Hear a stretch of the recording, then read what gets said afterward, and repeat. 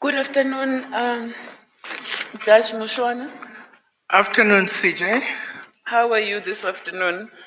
I'm fine, but a bit exhausted. I just came off 4 appeals in the past 2 days, but it's fine. You'll survive. Yeah, I'm sure I will. Yeah.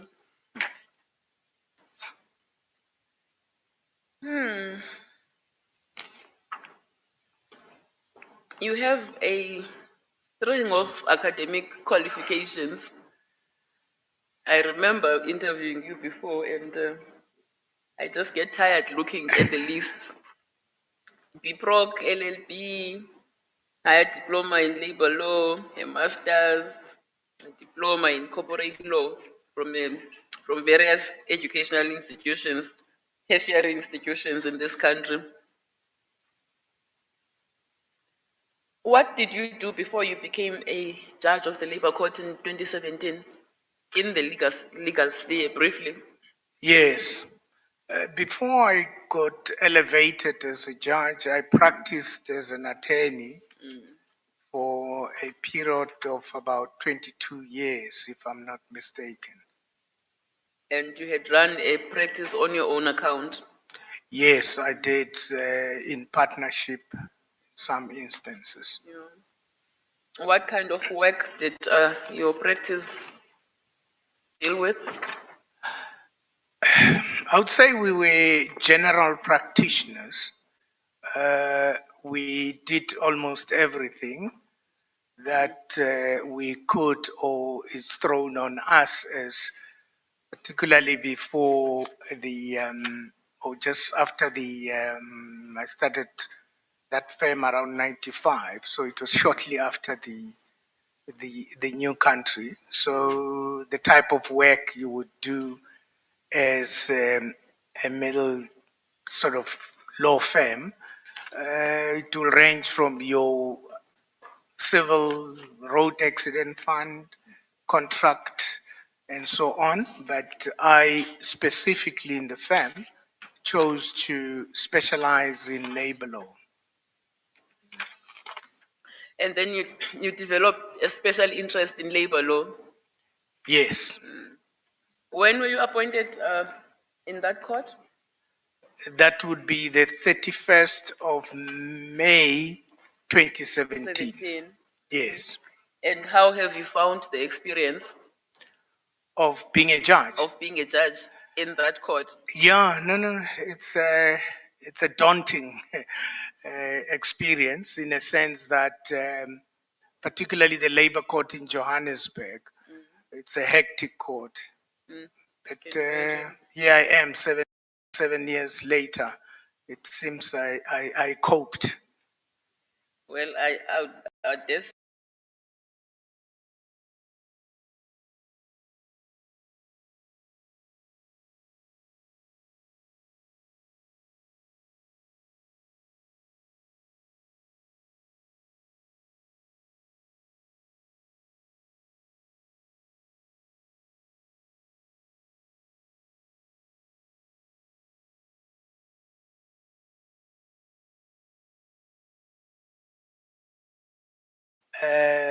was apparently following some of my judgments.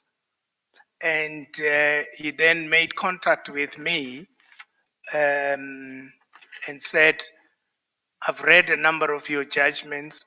I want us to meet and share some ideas. And that would be around 2020, thereabout.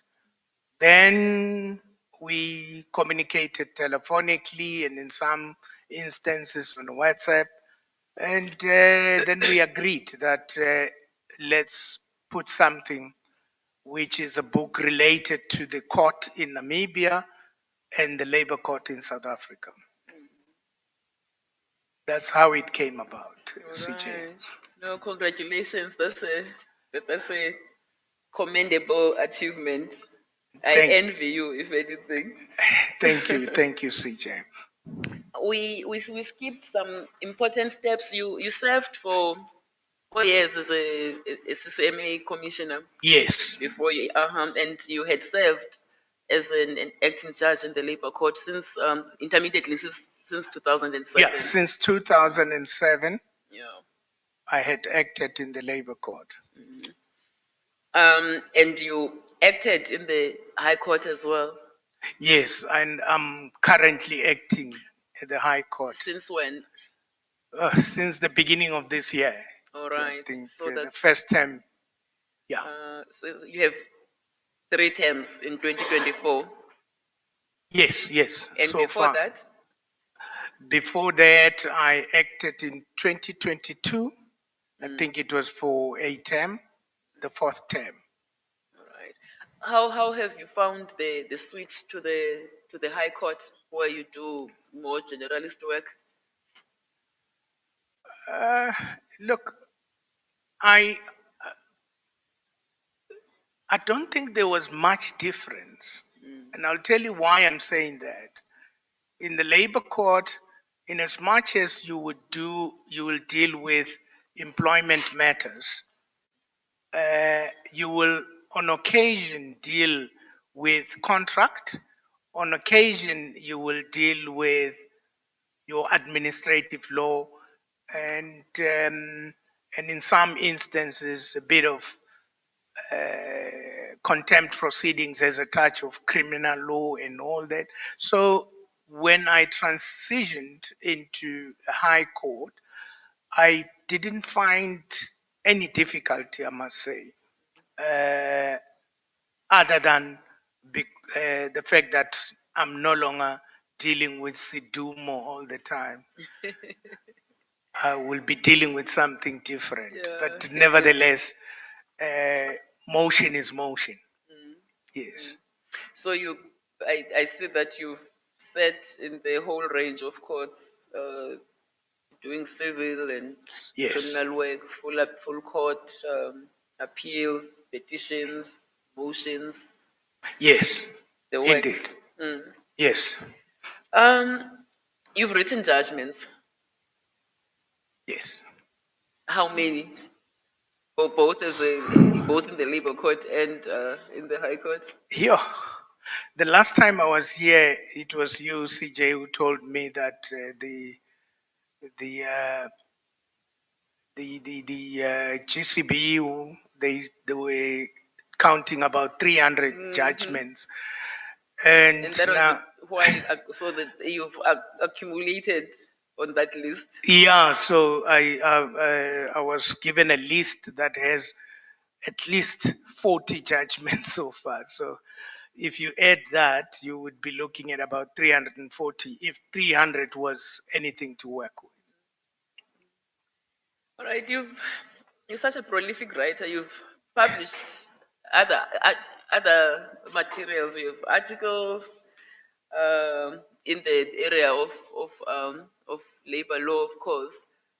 Where do you find the time to write all these things? Yeah, I think this question also arose on the last occasion. I perhaps I like reading, and as I read, I want to write something. So I'll spend sometimes a lot of time in my study writing something. Okay. Judge Mlam, Judge President Mlam, do you have questions for this? Thank you very much, Candidate. Chief Justice. Thank you. Judge Mshwana, the CJ took you through your work in the High Court. Just to confirm this, my spreadsheet suggests you've done 38 weeks since you started acting in the High Court. Yes, that appears to be correct. But what comes out very clearly is you've dealt with 4 special motions. That would be special motions each time you've acted, as well as 4 urgent courts. Yes. That's Indeed. quite heavy. Yeah, well, coming from you, JP, is very rich to say it is heavy. So you blame me for allocating your work to me. Who else? Okay. And you've done 1 week of opposed motions. Yeah, I see it's 1 week, but my recollection is it could be more than that. It should be more, yes. because I think there are occasions where we would pull you from one Yes, role yes. and put you there. Yes, We I didn't remember capture that. specifically in May. Yeah. Yeah. We put you in an opposed motion in May. Yeah, in May In when, Joburg. in Johannesburg. Yeah. Yeah, I dealt with opposed motion. So let's say 2 there. But the point I'm trying to make is, as a rule, if you've got a special motion week in 1 term, we would give you 1 opposed motion week. If not, Yes. we give you 1 urgent court week. Because Yes. if we add those types of week, then we're killing you. You understand that? Yes. Yeah. So, but those are complicated work areas. But to you as a judge already, a 7-year-old judge, there was nothing new in terms of the intensity, because the labor court in Joburg is also busy. True, I agree. Right. And then in terms of judgments, I've given you a list of 40, but the only question I want to ask you about those judgments is, how long did it take you to write some of those judgments? Did you take more than 3 months, or what? Well, I can just look at one here, the Ramudzuli versus Commissioner for SARS. Yeah. I had that matter on the 28th of February, 2024, and the judgment was written on the 26th of March. So That's 3 months. No, less than a month. Yeah. Yes. Well, that's within the 3-month period. Yes, within the 3 months period, sorry.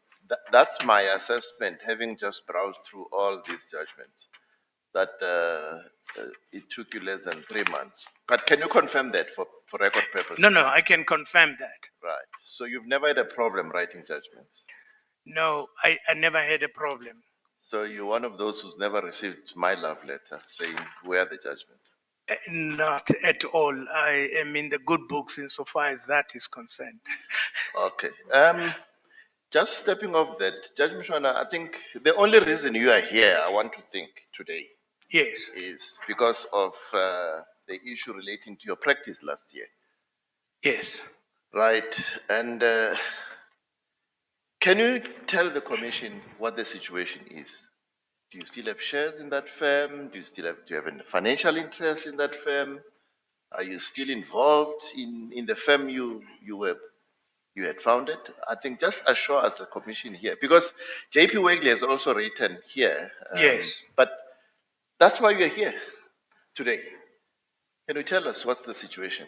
Okay. Thank you very much, JP. Obviously, I did not know on the last occasion what could have caused my not being recommended, but I suspect that was the issue. So I'm just going to make 2 points, because I had read the transcript of the last occasion, and the 2 points I want to make is, and the first one very emphatically, I have no interest and I have no financial interest in that practice.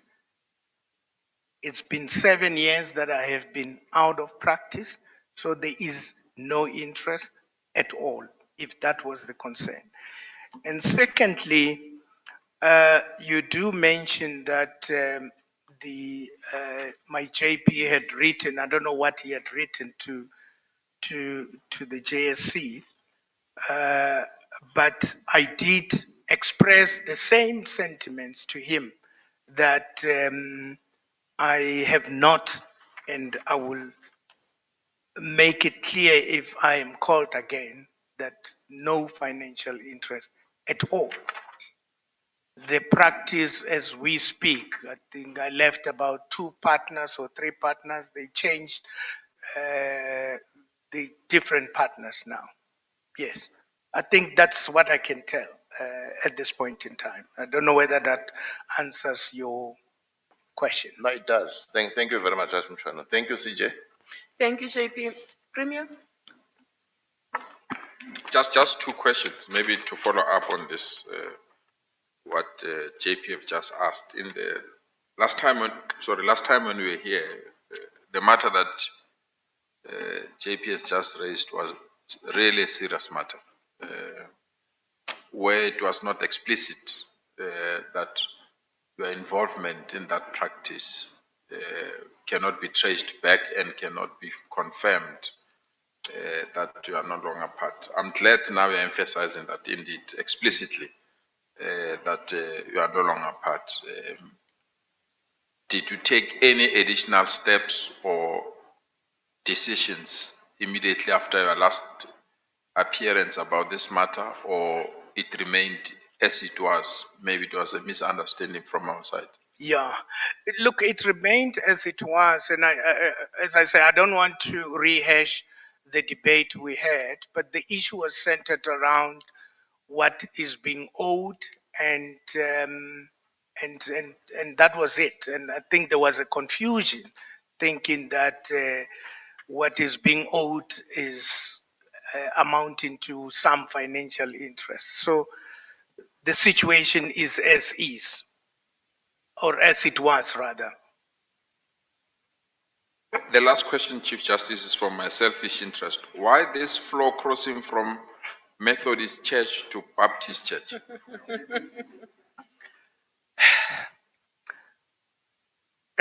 Premier, you call it floor crossing, and of course it's a language that belongs to another area.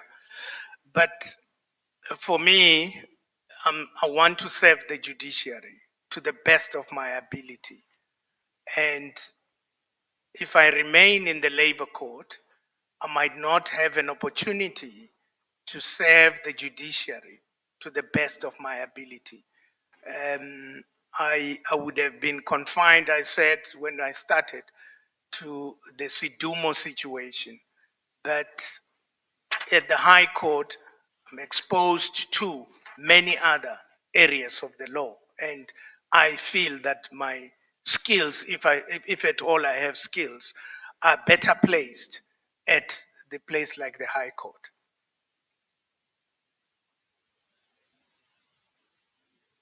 Commissioner Sorry, Jolie? just a Oh, follow-up sorry, question. sorry. I didn't get the candidate answering the question. The question had nothing to do with Labour and High Court. It had to do with different churches. Oh, okay. No, maybe I misunderstood. Yes, no. Please repeat the question. I'm saying The churches. You are a staunch member of the Methodists. You Yes. just moved to the Baptist Church. I'm trying to understand. Oh, no. Thank And I'm you. just saying it had nothing to do with this. Just my Oh, yes. selfish interest. Well, And why is open Baptist? Is Yeah. there closed Baptist? no. Some years back, I used to live in Midrand. So the church I would attend there was the Methodist church. Now, then I moved to Hartbeespoort Dam. So I couldn't find a Methodist church close by, and the Open Baptist was the closest church to the Methodist church. Sorry, I didn't understand the question earlier. Yes. Deputy, I'm sorry, I didn't realize that you are acting as the president. Uh, Acting president, Zondi.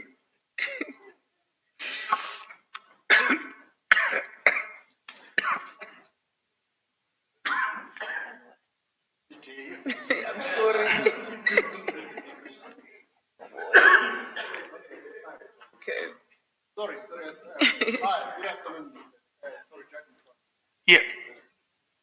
I just want to refer you to page 9, Of, paginated okay. bundle. That's your questionnaire. Paragraph 16.3 and paragraph 16.4. 16 point. Yes. Now, the questionnaire asks you to list cases in which you gave judgment that were unsuccessfully appealed against, and the 16.4 question asks you to list cases in which you gave judgment that were successfully appealed against. Now, but you said refer to 2023 questionnaire. But now, unfortunately, some of us were not here in 2023, and I'm not sure if even those that were here are still keeping the 2023 questionnaire. Yeah. No, thank you very much. Yes. Yes, I referred to that because at that time, and this was my thinking, it was too soon after the 2023 interviews, and not much had changed. But I picked up from the GCB that they did pick up those judgments, because for me it would have just been a repetition of what I had said at the time, because there was nothing new that was taken on appeal or overturned on appeal. So that's why I chose that route. Okay. Thank you. Thank you, AP. Any questions, colleagues? Commissioner Mngqetho? Yes, Judge Mshwana, I just want to put some of the objections that have been made against you. This one is not an objection, but it's a comment uh, flowing from what the JP put to you. You said you didn't know what Judge President Wegley said. Is that correct?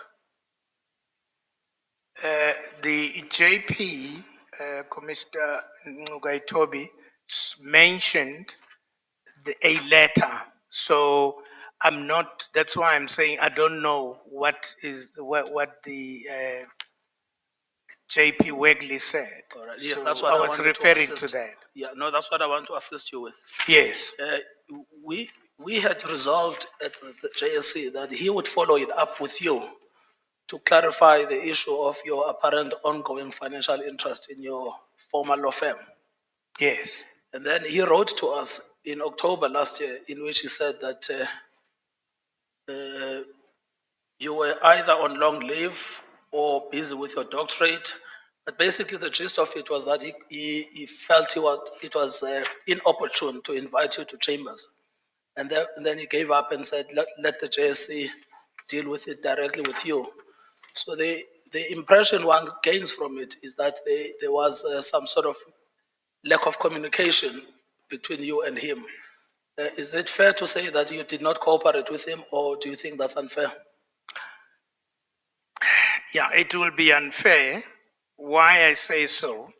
Shortly after the interview, JP Wegley, me and him, we come a long way. And he called me and told me about this meeting that you're mentioning. And he said that, can you write something for me to explain the position so that I can pass it over to the JSC? And my recollection is that I did write him an email in response to the issue that he say was raised with the JSC in his presence and in my absence. You should have that email, I suppose. I beg your pardon? You should have that email you sent to him, I suppose. Well, if I go to my records, I seem to recall that would have shared it with the JP Mlambo as well, but it's been a long time since.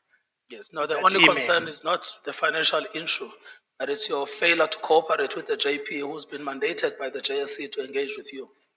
That's why I said to you it will be an unfair statement because I did, and that's why I emphasize that me and JP Wegley worked well together. We've known each other for many years, so he had informed me, and I wrote an email, which I didn't know that this issue would arise.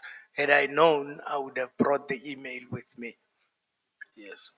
The next one is an objection by a Mr. Zulu, who seems to have been a litigant in front of you in respect of a matter that you gave a judgment on the 1st of June 2023 without reasons. He wanted to appeal. He asked for the reasons on the 7th of August 2023, and you did not give him the reasons. Instead, what you did, you asked him to look for the transcript. What do you say to that?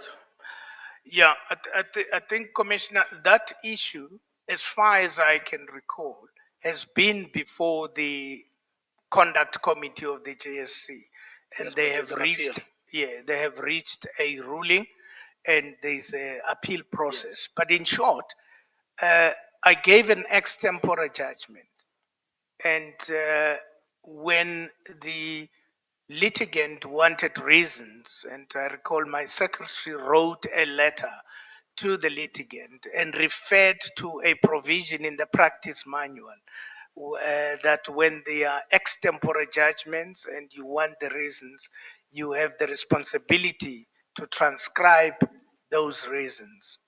Who has the responsibility? According to the practice manual, It's the litigant. the litigant, yes. So your point is you acknowledge everything, but it was up to the litigant to get the transcript.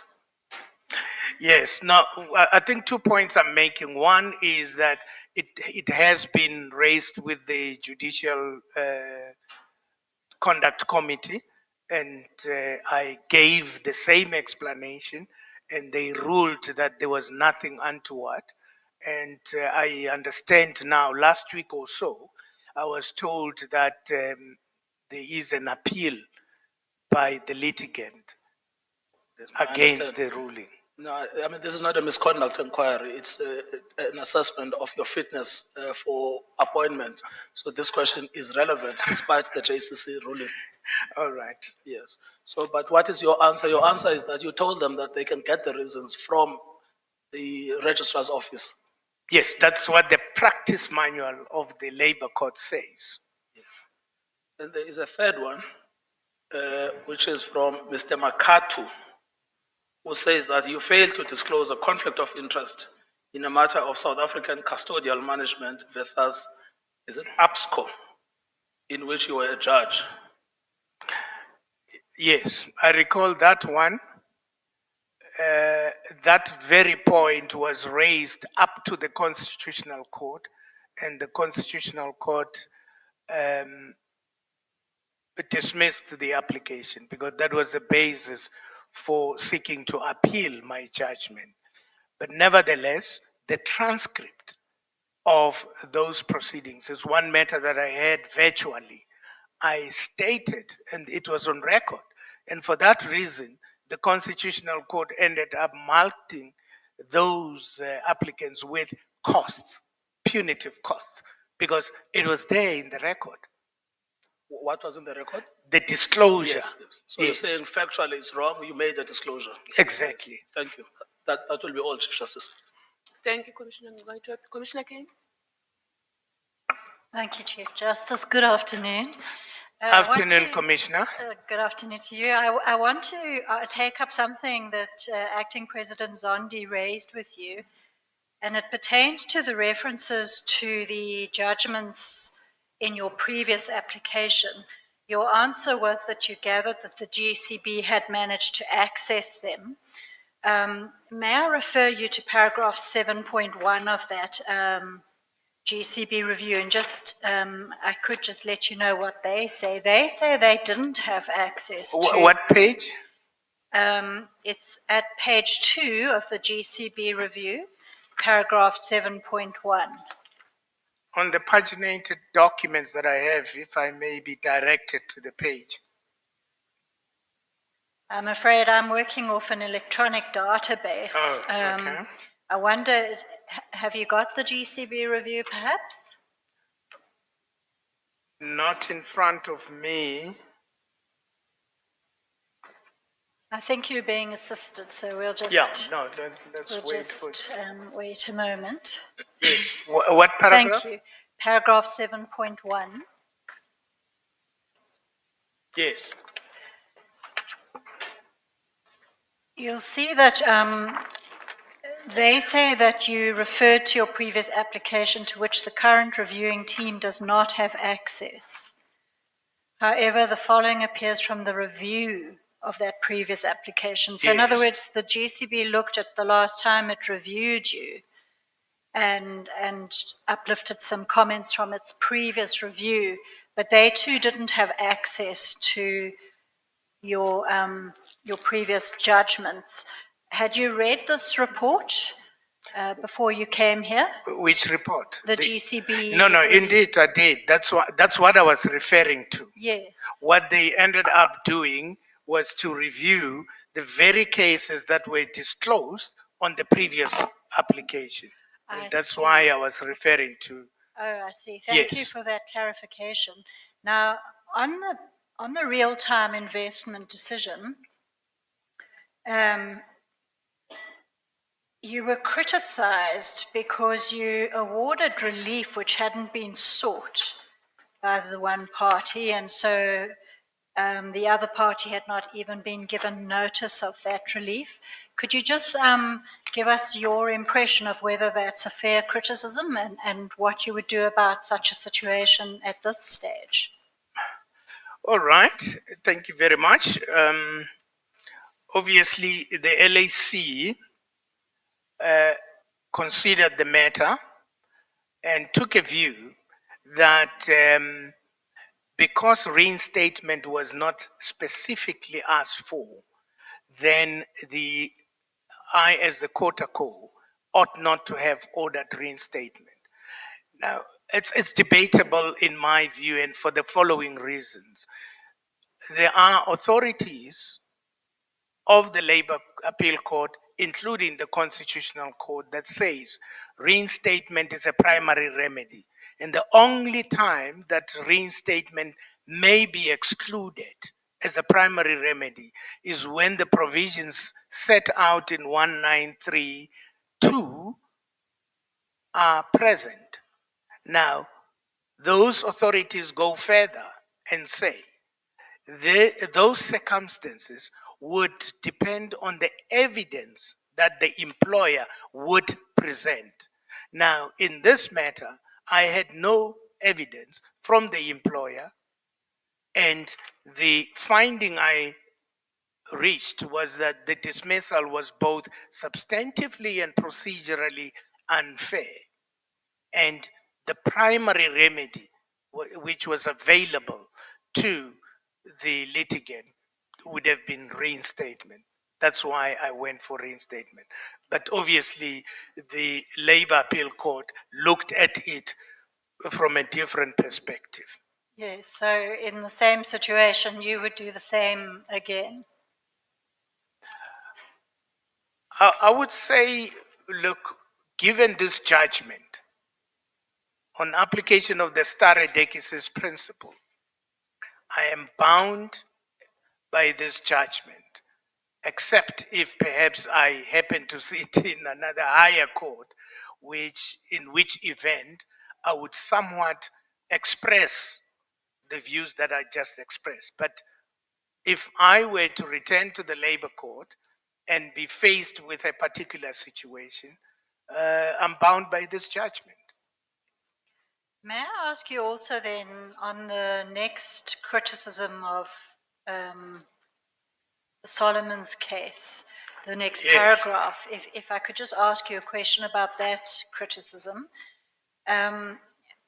Maybe the easiest way to deal with this is just to ask you the difference between a dismissal of an application for relief and an application for relief being struck off the roll. All right. Thank you, Commissioner. Section 138(5) of the Labor Relations Act provides that where the applicant had referred a dispute and that applicant is absent, then the commissioner is entitled or empowered rather to dismiss the referral. Now that's the statutory provision. The CCMA rules repeat the same thing that is stated in the Act. So to a point that where a matter, if it was in the labor court, for instance, or in the high court, where an applicant doesn't appear in court, ordinarily the application would be struck off due to non-appearance. Now in the Solomon judgment, or perhaps before we get to the Solomon judgment, that is my differentiation. Dismissal is dismissing the action, and striking off is simply, for lack of a better word, removing it from the roll of matters that were to be entertained on that particular day.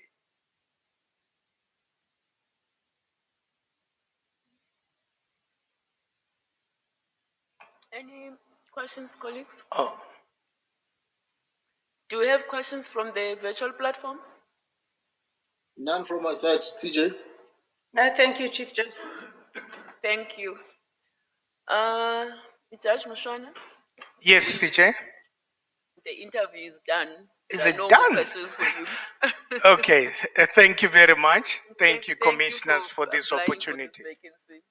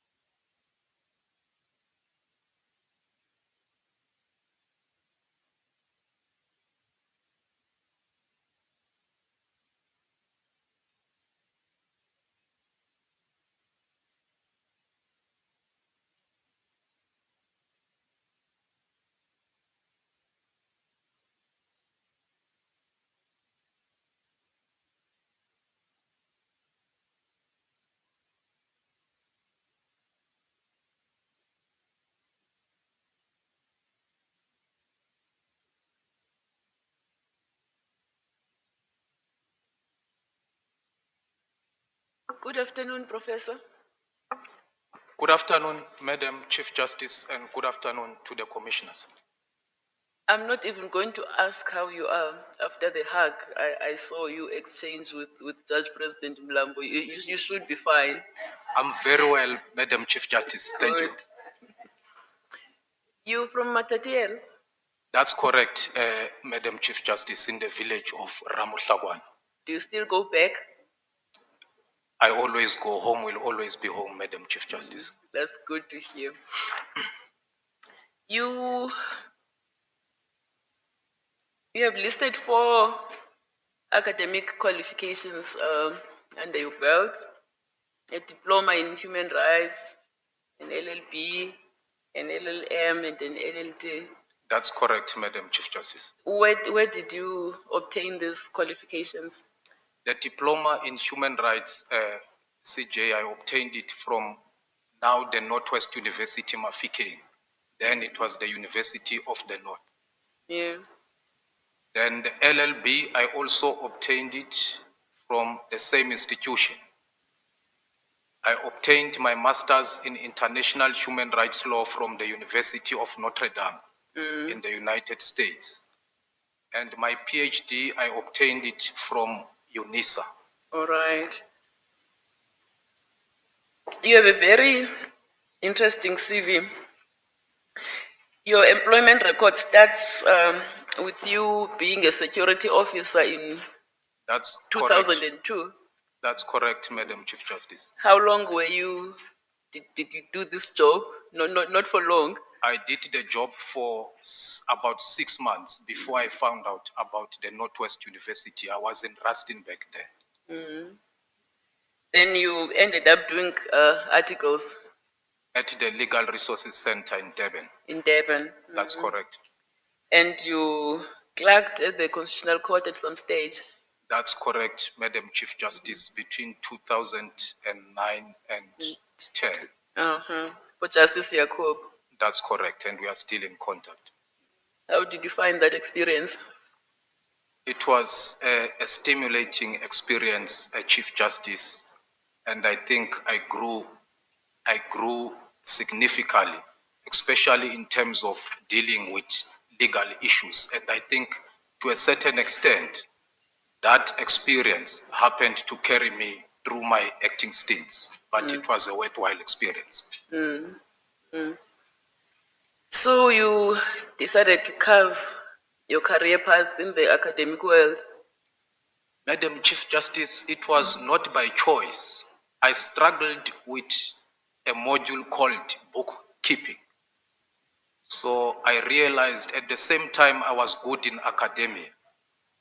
So to me, given some other family responsibilities, I couldn't afford to pursue or rather persevere as a candidate attorney and try to pass the boards. Life had to go on, and I ventured into academia. So you've built your way from assistant lecturer in January 2004 to professor and director in 2024. That's correct, Madam Chief Justice, although it took me longer than necessary. But you took 20 years. But that's not too long. You are a professor of law at the University of Fort Hare.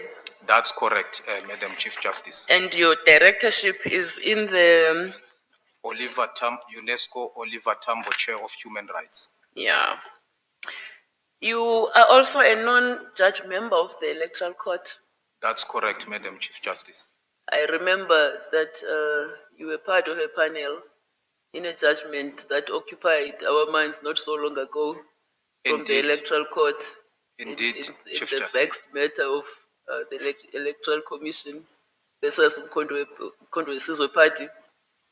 That's correct, Chief Justice. I won't go into the merits of that judgment and what finding was made in respect of your majority judgment. I respect your view, Chief Justice. All right. So you have acted as a judge in the High Court now. That's correct, Chief Justice. For how long and where? I was particularly based in the Gauteng Division, Pretoria. I started acting in 2022. True. I think I did 2 terms. Sorry, it might confuse me in terms of the actual dates, Madam Yeah, Chief no, well, Justice. okay. But to be Judge precise, President Mlambo will take us through that. That's his forte. But that's my calculations are that you have totaled up about 43 44 weeks. weeks. 44 weeks. Yes, Chief Justice. And in which courts did you sit? What cases were you adjudicating? Chief Justice, I sat in motion court, opposed motions, unopposed. I did civil appeals. I did criminal law appeals. I did special trials. What are special trials? Those are the ones, Chief CJ, maybe you are located, it will run for a duration of 5 days or 3 days, depending on the dates that have been assigned to that particular matter. So did you conduct any trials at all, civil or criminal? I have conducted civil trials, Chief Justice. Not criminal? Not criminal, only criminal appeals. Full bench, yes, Madam Chief Justice. And I've written judgments in that regard. You mentioned somewhere in your application form that you were admitted as an advocate. That's correct, Madam Chief Justice. Under the old dispensation. But when the new dispensation came into effect, I did not do anything. I left it as is. You mentioned that you occasionally did criminal work involving bail applications and trials related to excessive speeding. That's correct, Madam Chief Justice. That was a very brief period post my admission, and it did not last that long. Hence, I used the word occasionally because I would not go every day. All right. Well, you wouldn't have become a professor if you didn't publish extensively. So we won't deal with your academic publications. I'm more interested in your court judgments. You've had occasion to produce judgments. That's correct, Chief Justice. How many would you say you have produced? I've produced 46 judgments, Chief Justice. Have any of those been reported? Yes, Chief Justice, I have 2 reported judgments, and one of those judgments was confirmed by the Supreme Court of Appeal. One of the judgments was overturned.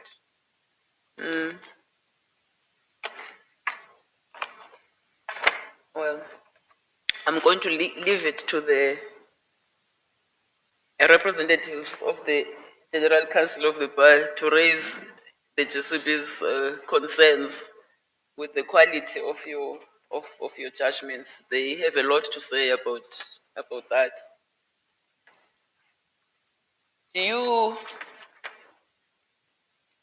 Are you convinced that you're ready for permanent appointment as a judge? You're ready to become a judge? That is the reason I'm here, Madam Chief Justice. I am ready. And what would you say to anyone who says you are not ready and might perhaps benefit for more acting experience, as some of the professional bodies have said? Madam Chief Justice, let me first acknowledge the constructive criticism that comes from the General Counsel of the Bar. The answer, Chief Justice, would be that out of all these 3 reports, or rather comments, there is a general trend. That trend is that I produce well-reasoned judgments. I produce judgments timeously. I'm able to conduct the court efficiently, and that I am independent. The only concerns, Madam Chief Justice, are related. In particular, this comment comes from the General Counsel of the Bar. It's in relation to my orders. And they rely at least, I think, on 2 judgments. Madam Justice, when J.P. Mlambo identified me as a raw diamond from the village of Matatiele, he threw me in the High Court in the deep end. The basis for that process was that I undergo through a rigorous process so that I can be familiar with the art of writing judgment, try to convert my academic writing into well-reasoned and sound judgments, which I have mastered. There is always an area for improvement. Having gone through that process of drilling, here is the shining diamond in front of you, Madam Chief Justice. The judgments that I have presented before this commission, it shows significant improvement on how I craft my orders. To that effect, there is none of the concern raised with the judgments that I have submitted, especially insofar as it relates to orders. Madam Justice, I believe that this commission, respectfully so, should adopt a holistic approach. I bring in a triangular experience. That is my academic background, my acting stints, and my experience as a non-judge member of the Electoral Court. I believe that the entire experience has sufficiently prepared me to undertake and discharge duties as a judge of the High Court. Those are my submissions, Madam Chief Justice. You were a legal editor with the public protector for a spell. Yes, Madam Chief Justice, there initially when we were appointed, our duty was sort of editorial. But as time commenced, we were actually involved in the drafting of the reports. And in this regard, one of the reports that comes into my mind is the report titled Secure in Comfort. I produced the draft of that report, then you would send them to the Office of the Public Protector. I was then reporting under Professor Tulima Donsela. Then they would finalize the reports. So even in that capacity, I produce some of the reports. Madam Chief Justice, I hasten to mention that the reports that I worked on whilst at the Public Protector, none of them were taken on review successfully. Right. All right. I'll hand you over to J.P. Mlambo. Thank you, CJ. Good afternoon, Prof. Good afternoon, JP Mlambo. Are you good? I'm very good, JP. Thank you, and yourself? I'm fine. I just want to confirm that I identified your CV. You had not applied to Gauteng some years ago before I invited you. I think you had applied for a post in the Eastern Cape, if I'm not mistaken. Correct me. It was the Land Claims Court. Yeah, the Land Claims Court. So I saw your CV and I said, no, I must invite this person to come and act in Gauteng. You remember the discussion we had? I remember them very well. And that's how our relationship started. Thank you, JP. Now, you've acted in the High Court, mostly in Pretoria, but I'm sure you did some work in Joburg. Or was it mostly in Pretoria? Only in Joburg under the Electoral Court, JP, not Yeah, in Joburg. not in the High Court, No. but the High Court in Pretoria. Yes, JP. Yeah. And the report you have in front of you shows the work areas you've acted in. You've confirmed you haven't done any work in criminal trial, but you've sat in criminal appeals, both full benches and full court appeals. Am I correct? That's correct, JP. And you've written some of them. Yes, sorry, JP, if I may identify something. I Yes. think there was a confusion with the spreadsheet, JP. In 2024, I also sat in an agent court. I think it was from 12 until 15 up until 19 January. Yes. In fact, I was coming to that. The spreadsheet lists something like 4 weeks in one term, which is an impossibility. We can't put a judge to do 4 weeks of agent court in one term. Never. I get it, JP. So my office has just confirmed that you actually did 2 weeks of agent court throughout your acting stints. You confirm that? Yes, JP. The one you mentioned and another one in last year, I think second term last year. Yes, JP. Yeah, so that's 2 weeks in agent court. Thank you, JP. And you've done 3 weeks of opposed motions, is that correct? That's correct, JP. And 2 weeks of special motions. That's correct, JP. I mentioned these because these are the heavy work areas where judges accumulate reserve judgments. You confirm that? I confirm that, JP. Now, how did you find acting in the agent court in particular? JP, must admit that it is very challenging. Yeah. It's challenging in the sense that you get an agent application on top of an agent application. In other words, you need to be always on your toes. I remember at times I conducted some of the agent court matters during the weekend. But overall, it was a worthwhile experience, JP. And Yes. I think I have risen to the occasion. No, you have, no doubt about it. And in the opposed motion weeks, how did you find that? There you get your files 2 weeks before, you hear them, even though you have other work, but you have the file so that you start preparing. How did you find those allocations? JP, that was also good, but at times, in fact, my first acting stint there was that I felt that I was thrown into the deep end. I thought that you had mistaken me perhaps with someone who's from practice. Yes.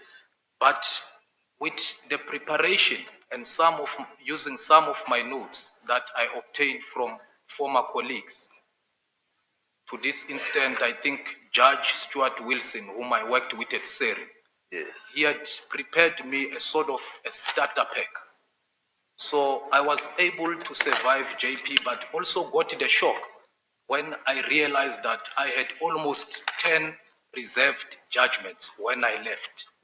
But with the preparation of counsels, then the work also becomes a little bit busy, but at times demands more research, because when you adjourn, both counsels have to a large extent convinced you, and you have now to come to your own conclusion as to which one is more probable and so on. Yeah. But it was a good experience, JP. Thank you. Yeah. I think what is impressive about you, although you had a bit of practice, most academics struggle in the unopposed motion court, those who've never practiced, because that one requires a lot of knowledge of procedural law. But you've a whopping 13 weeks that you did in that court. And that tells me that you had a good handle of the work. I am humbled, JP. Now, in terms of your reserve judgments, you've just mentioned them. I did a quick scan. You record that you did a total of some 46 judgments. That's the list I have. That's correct, JP. Right. And some of them took you longer than 3 months. I can point them out to you if you want. I but still remember them. you in my remember hand, them, JP. yeah. I think only one took you 5 months. The others were 4 months, 4 months, 4 months. That's correct, JP. Yes, so you didn't have any that went over 6 months. Yes, JP. And if I may expand on the ones that were slightly above 3 months, JP. Yes, yes. Those were matters that you find that are matters that are joined and they are heard together on the same day. Yes. Although the aspect or the facts to a large extent are similar, but the relief sought is separate. In other words, it's two applications at once. Yeah. Yeah. No, there's just one, the one that took you 4 months. That's the Arrojo versus Greche matter. Those were the matters, JP. Yes. It was a review application as well as a recusal application. Yes. If I may also mention, JP, the Yes. DB matter. Yes. That matter, JP, is the matter that involves RAF. Without going much, JP, the challenges faced by the Road Accident Fund need not be elaborated on. Yeah. But when that matter was assigned to me, the actuary report was outstanding. And already there were suggestions to request for postponement. But I stood my feet and said that this matter has been allocated for these particular dates, and with or without the actual report, the matter is proceeding. Unfortunately, the actual report was there on the trial day, but we proceeded a JP. At the conclusion of the matter, counsel was given specific time frames on which to submit the report. However, counsel still failed. It was only when I said, I am delivering my judgment with or without the report because I have given you ample opportunity. Hence it took longer. No, thank you for that.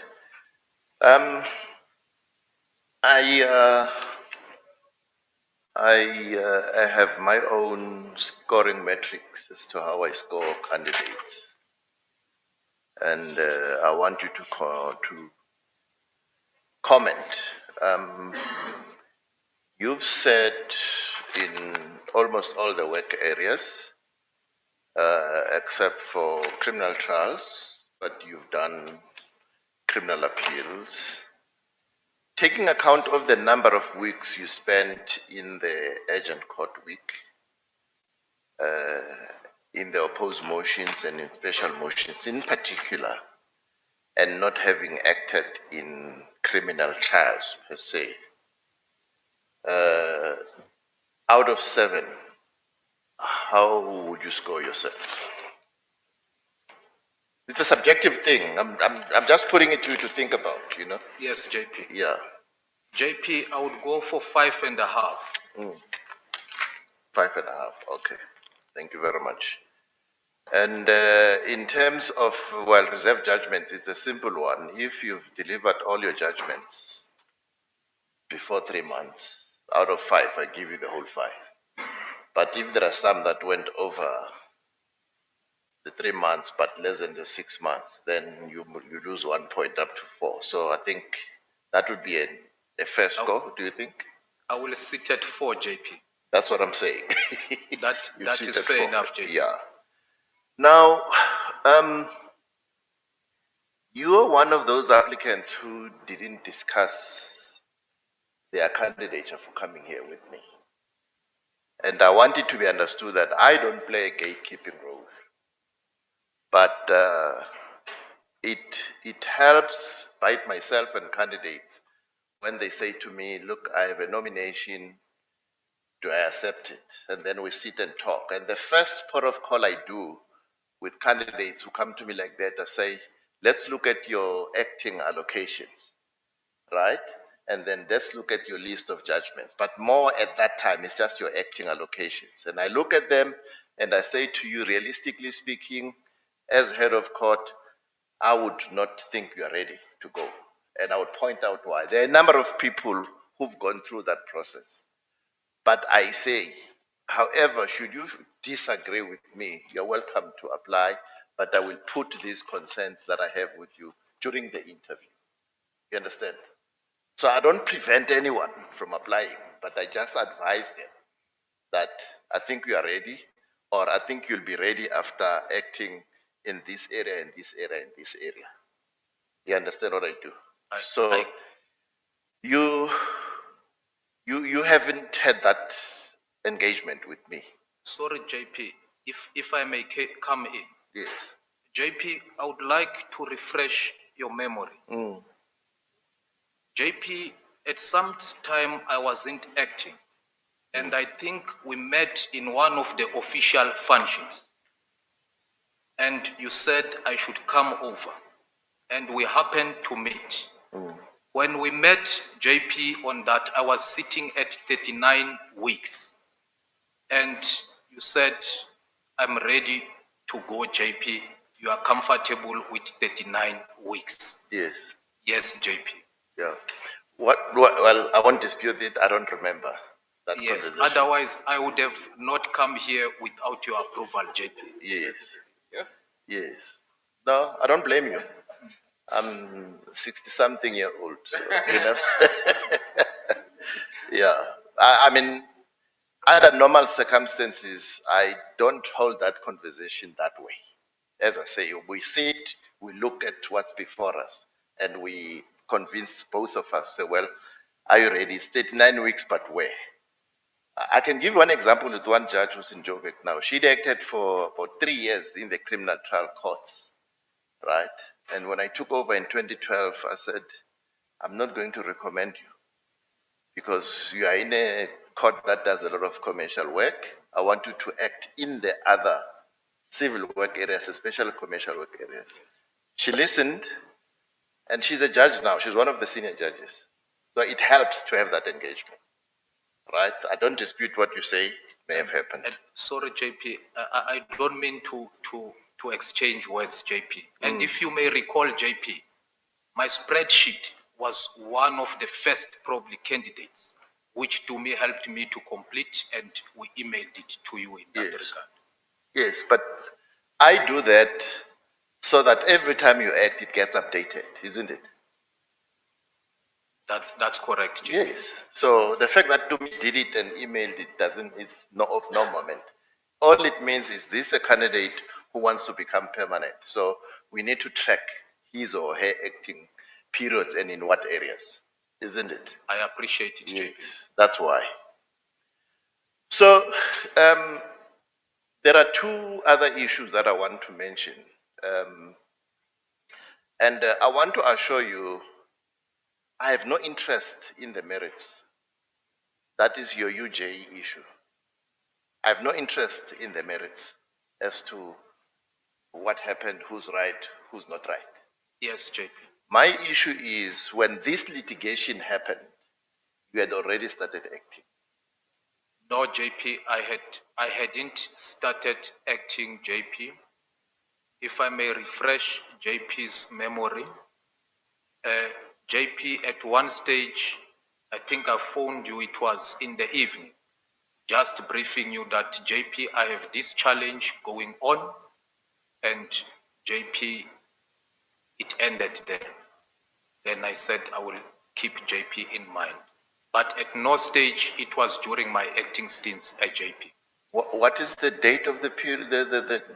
The order is 2023 03 22. That's the date stamp I have here. And you started acting in 2022. 20. Oh, sorry, JP. You mean the order was made before? I had already started. What happens, JP, with this matter? It comes settled, then it resurfaces. It has its own timing, just as it has resurfaced now. I know, JP. I'm just interested in when it was in court.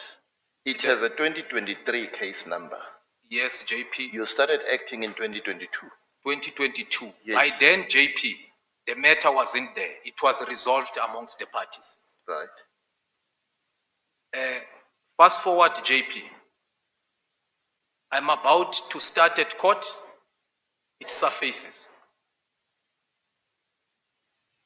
It dies down again as we enter the court, it's settled before that. It dies altogether, JP. Come the JP interviews, it resurfaces. For your information, I'm the one who requested the JSC to circulate these documents to you. It's not by anyone else outside here.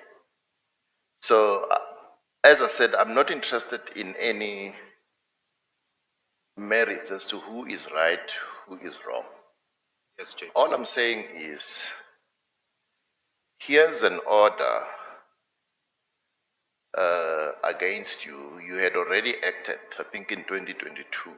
Yes, JP. Or twice, if not mistaken. Yes, JP.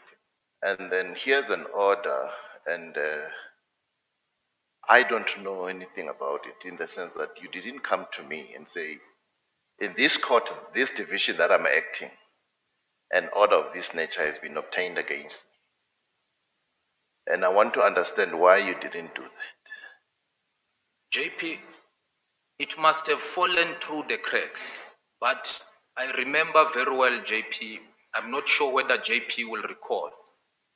When this matter started, I did contact JP, that JP, I have this particular matter, but we are in negotiations, JP, for settling. Perhaps from there, JP, I did not come back to you that, JP, we have now settled. And because there is this constant resurfacing of this matter, we have agreed that we are going to make this dispute an out-of-court settlement and take it to court, so that going forward, no one will accuse the other. But JP, this answer forces me to go back a little bit back. When I left the University of Johannesburg, we had fought our fight, and we made an undertaking. I made an undertaking. The first one was that I'm not going to retract the statements, and I'm not going to apologize, because you subjected me to that, whatever behavior and so on, racism and so on. I signed an undertaking, we finished, the matter ended there. I joined Northwest University.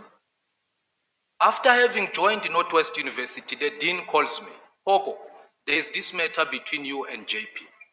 Then I report to the dean. Dean, as far Look, let me stop you there. Yes, you can say that if you want, but that's not my intention. Like I said when I started, all I say I'm concerned about is you are acting in the Gauteng division, and there's an order that has certain implications about your behavior, especially your activities on social media, about statements you may be making against other individuals. And here's an order in which you signed an agreement of settlement to say you won't do this. And when I went into the fold down case lines, I found that you never filed any answering affidavit to answer any of the allegations we were making against you. The matter was settled on that basis. I'm saying it was brought to me fortuitously that there is this order that has been obtained against one of your acting judges. And I'm saying to myself, but this is a division you're acting in. Why don't you come and say to the JPA, JP, this has happened, isn't it? Because, you know, when you want to become a judge, we don't want any controversies around you, because you're going to be sitting and dealing with a lot of serious matters involving society. So that's the only issue. I'm not interested in the history. To what prevented you from talking to me? I appreciate the concern, JP. Yes. I should have updated you as that the matter was settled, and that was settled, that settlement was eventually made an order of court. I should have kept you updated, not only to say it's settled, JP, but also elaborate on the nature of the settlement. I appreciate the concern, JP. Yes. And then there's the letter from the University of Limpopo I was at a funeral of a former academic of the University of Limpopo. It's a person I was at varsity with at that university. So I went to the funeral, and then there was one person from the university there who spoke to me and said that we see that one of our former professors is acting in your court. I says, yes. They said, well, you know what you're getting, do you know what you're getting into? And then they started talking. I said, look, I'm not going to accept any verbal allegations. I want things in writing. And that's why that letter came, right? Now, the letter has been availed to you. You've seen it. That's correct, JP. And you have your view about why those allegations are made, That's right? correct. So I'm saying to you, I have a duty as head of this court to make sure that the people I recommend to become judges permanently have no blemishes, if one may say so. I don't say you have blemishes, you've said whatever you've said, but do you want to say anything about the letter from University of Limpopo? Thank you very much, JP. JP, I appreciate the concern raised by my colleague, Advocate Rapatsa Mashel. I know him as a brother and a scholar. JP, most of those allegations are unsubstantiated. They are baseless. It's character assassination, JP. During my tenure at the University of Limpopo, JP, I wasn't reporting to the author of the letter to disregard Advocate Rapat. I had my own direct line manager, who is my current dean, Professor Njotin. JP, when I was headhunted from UNISA to save the LLB accreditation status of the University of Limpopo, I was tasked to be the leader of the Quality Assurance Committee. There is no way that as a leader, JP, I could have absconded from important meetings. To the contrary, JP, I singularly drafted a 72 pages draft improvement plan after I was reappointed to lead the task team. And I presented that report and it was adopted. I took some of the comments from the older version of the report and incorporated them in the new report, JP. And eventually, we won the LLB accreditation of the University of Limpopo. But I must mention, JP, the Council on Higher Education was very clear in its condition of giving full accreditation at Limpopo. It said that the school was led by junior academics who have no PhD degrees, and that had to be resolved because it had an impact on the quality of education. After we had obtained the LLB status, Advocate Rapatsa Mashele was appointed, contrary to the CHE conditions for accreditation, to be the director of the law school. And he accepted, JP, that appointment, knowing exactly that he doesn't have an LLB degree. JP, at times, personal ambitions have to be subordinated Can to I the stop you collective there? good. Can I stop you there? I think I've given you enough time to explain that background. But your departure from University of Limpopo, was it amicable? It was amicable, JP. About a week ago, I was there. We had a conference. I went to support them. No. All I want to know is, JP, was it amicable? It was amicable, JP. And from the University of Johannesburg? It wasn't amicable at the University of Johannesburg, Yes. JP. Okay. It's my duty to put this to you. You've given. I appreciate it. I've gave you time to explain yourself. You have explained yourself. CJ, I will end there. Thank you. Thank you, JP. Premier? CJ, I'm covered, CJ. Thank you so much. Thank you. JP Khaled? Thank you, Chief Justice, and Professor, here am I. Yes, Commissioner. Thank you, Commissioner. Thank you. Just a follow-up on what Mlambo JP raised with you. It is so that you are a member of the Electoral Court. And did you disclose the existence of the litigation and its settlement with the chairperson of the Electoral Court and those who appointed you in that regard? No, Commissioner. That has not been disclosed, Commissioner. That wasn't disclosed, Commissioner. I see. And any reason that you can proffer why it was not, maybe?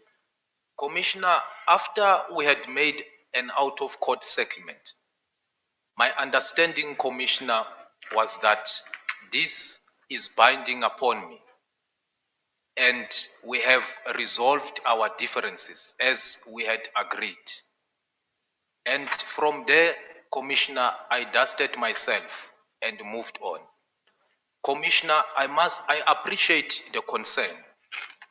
I should perhaps been more delicate and not only to take it as being resolved, but brought it to the attention of my seniors. That was an oversight. Thank you, Commissioner. Thank you for the answer. And secondly, the explanation that we've been giving regarding what's happened with the UJ, University of Limpopo, don't you think your appointment at this stage will drag the name of the judiciary into this kind of spat? Is there a way in which it can be resolved so that when you are considered and ultimately appointed, that it is cleared? We don't have to see the judiciary being dragged onto the social media comments about this kind of issues. More so that without saying they are true, but that they relate to your character, some seem to appear to be allegations of defamation. Thank you, Commissioner, for the question raised. I appreciate it. Commissioner, if I may go back, I understand the seriousness of this nature. Commissioner, as you would see from my questionnaire, I was born in the apartheid South Africa. And at certain stage, I was part of activists. However, I renounced my membership. As an academic commissioner, I could have chosen a route of only becoming a professor and focusing on my own personal development. However, as a young black aspiring academic, I couldn't focus only on my personal development when the injustices were occurring. I then, Commissioner, decided to be involved in issues affecting black academics, and eventually I found myself being the center of attention, including being targeted. With that said, Commissioner, the allegations raised against me are very serious.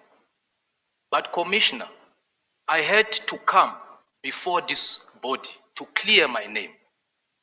The withdrawal of my candidature, Commissioner, would have meant that I have something to hide.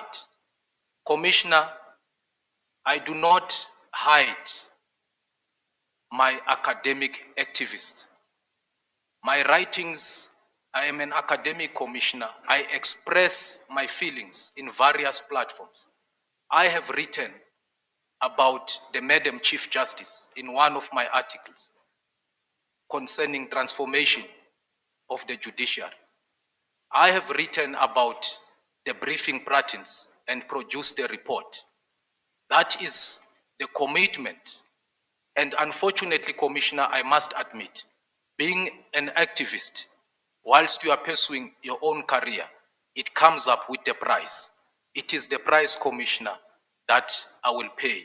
But going forward, Commissioner, I will be careful on how I conduct my activism. However, I will not subjudicate my conscience to the detrimental of the fellow black academics who are victimized and eliminated in historically white education. I appreciate your commissioner. Thank you. Yes, and you've also written about my judgment in Kivis Kron at the Labour Appeal Court. That's the same judgment, Commissioner, which raises the plight of black people who happen to believe in another platform of medical care.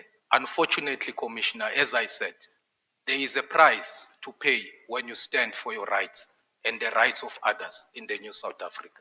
I appreciate your comments, Commissioner. Yeah, I must say I got more than I bargained for, but what I want to say is there a way that you can clear up these issues, not in this body, so that at least when you are appointed, we don't have to go back to these kind of issues? If it's not possible, then I would accept an answer. Commissioner, thank you so much. Commissioner, I was under the impression all the undertakings that we have been doing, I was under the impression that we have somehow agreed. The difficulty, Commissioner, when we reached the settlement agreement, if you look at it, Commissioners, there is one condition that I'm not willing to form part of that agreement. That is to retract and apologize for sharing my lived reality as a black scholar in a historically white university. Those appears to be the main things that keep making this matter to resuscitate. Thank you, Prof. Thank you, Chief Thank you, Justice. Commissioner. Commissioner Ngota? Yes, thank you, Chief Justice. Professor Pogo, I just need to put some of the concerns Yes, Commissioner. to you. You have debated some with Judge Mlam. The first one is that there seems to be three primary objections. One is from the University of Johannesburg saga, where there was an application brought against you to interdict you from disseminating what they call were injurious falsehoods. That's and you correct. admitted that, and you entered into a court order Yes. in which you admitted to the interdict against you. Sorry, And Commissioner. now what we don't have are these injurious falsehoods that you allegedly disseminated. Commissioner, may I respond? Yes, please. That's the point of the question. Thank you, Commissioner.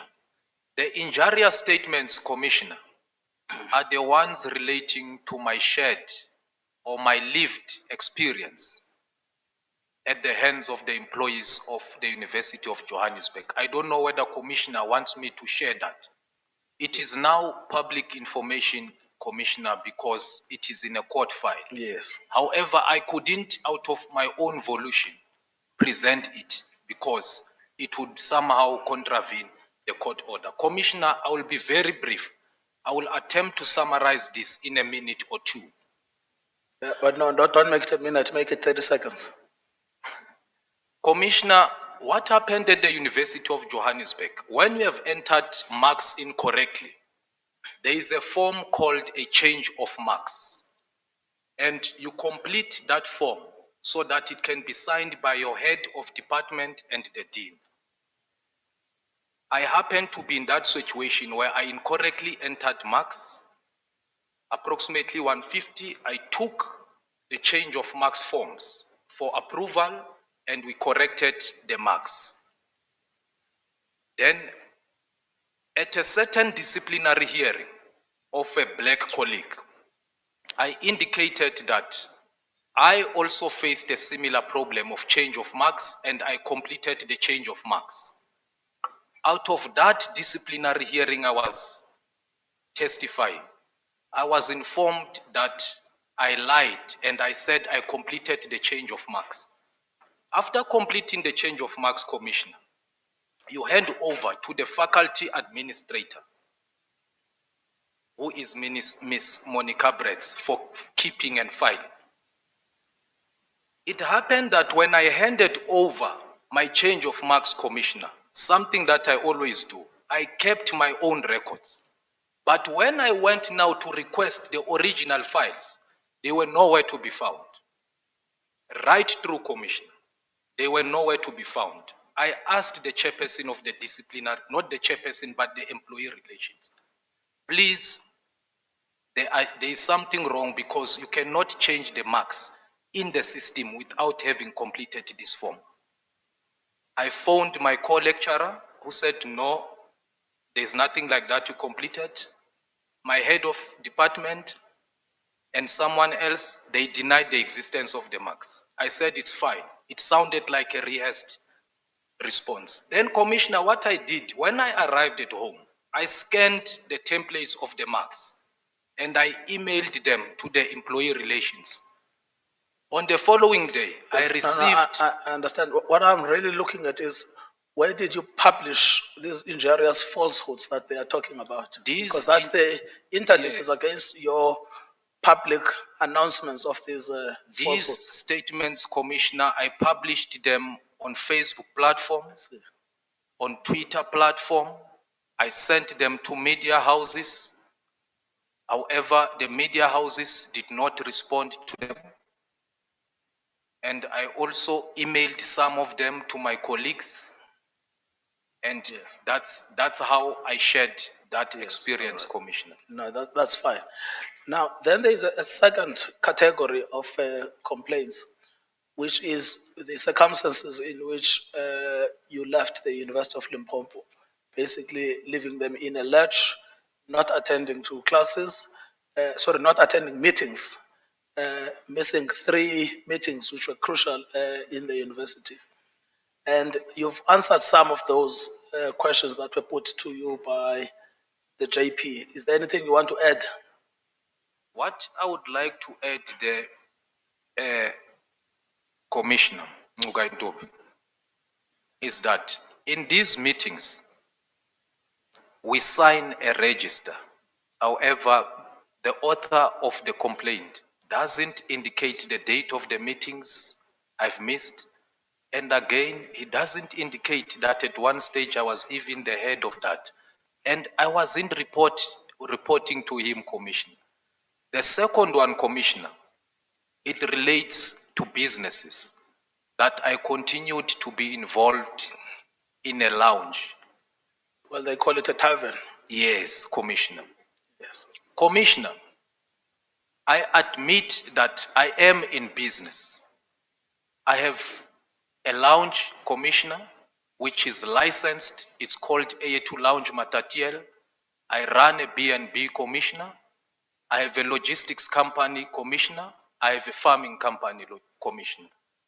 Commissioner, at no stage during my acting stints, I was actively involved in these businesses.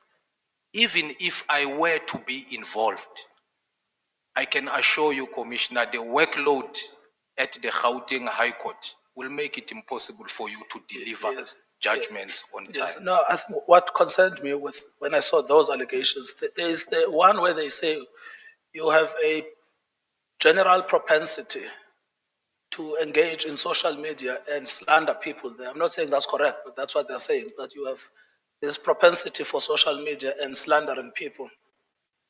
And you are also engaged in private commercial enterprises. What concerned me was not the moral judgment on those activities, because I don't have the capacity for it. But it is the fact that you are already occupying a judicial role in the Electoral Court. And that has the implication of bringing the administration of justice into disrepute. And whether you had in fact applied your mind to that, because there is an inconsistency between holding a judicial role and being an active tutor warrior. I appreciate that, Commissioner. Commissioner, if I may respond, the business interests, I'm no longer involved. The logistics company closed down some way back. Now, I understand that, but I'm saying that you were holding them at the same time as you were holding a quasi-judicial role in the Electoral Court. That's what really worried me there. It's not whether, I mean, as an academic, you can, there's no prohibition. I'm just worried about what people will think if you are sort of two-timing them. I appreciate the concern, Commissioner. It doesn't paint a beautiful picture. Yes, and it's the same thing with your propensity for Twitter and Facebook.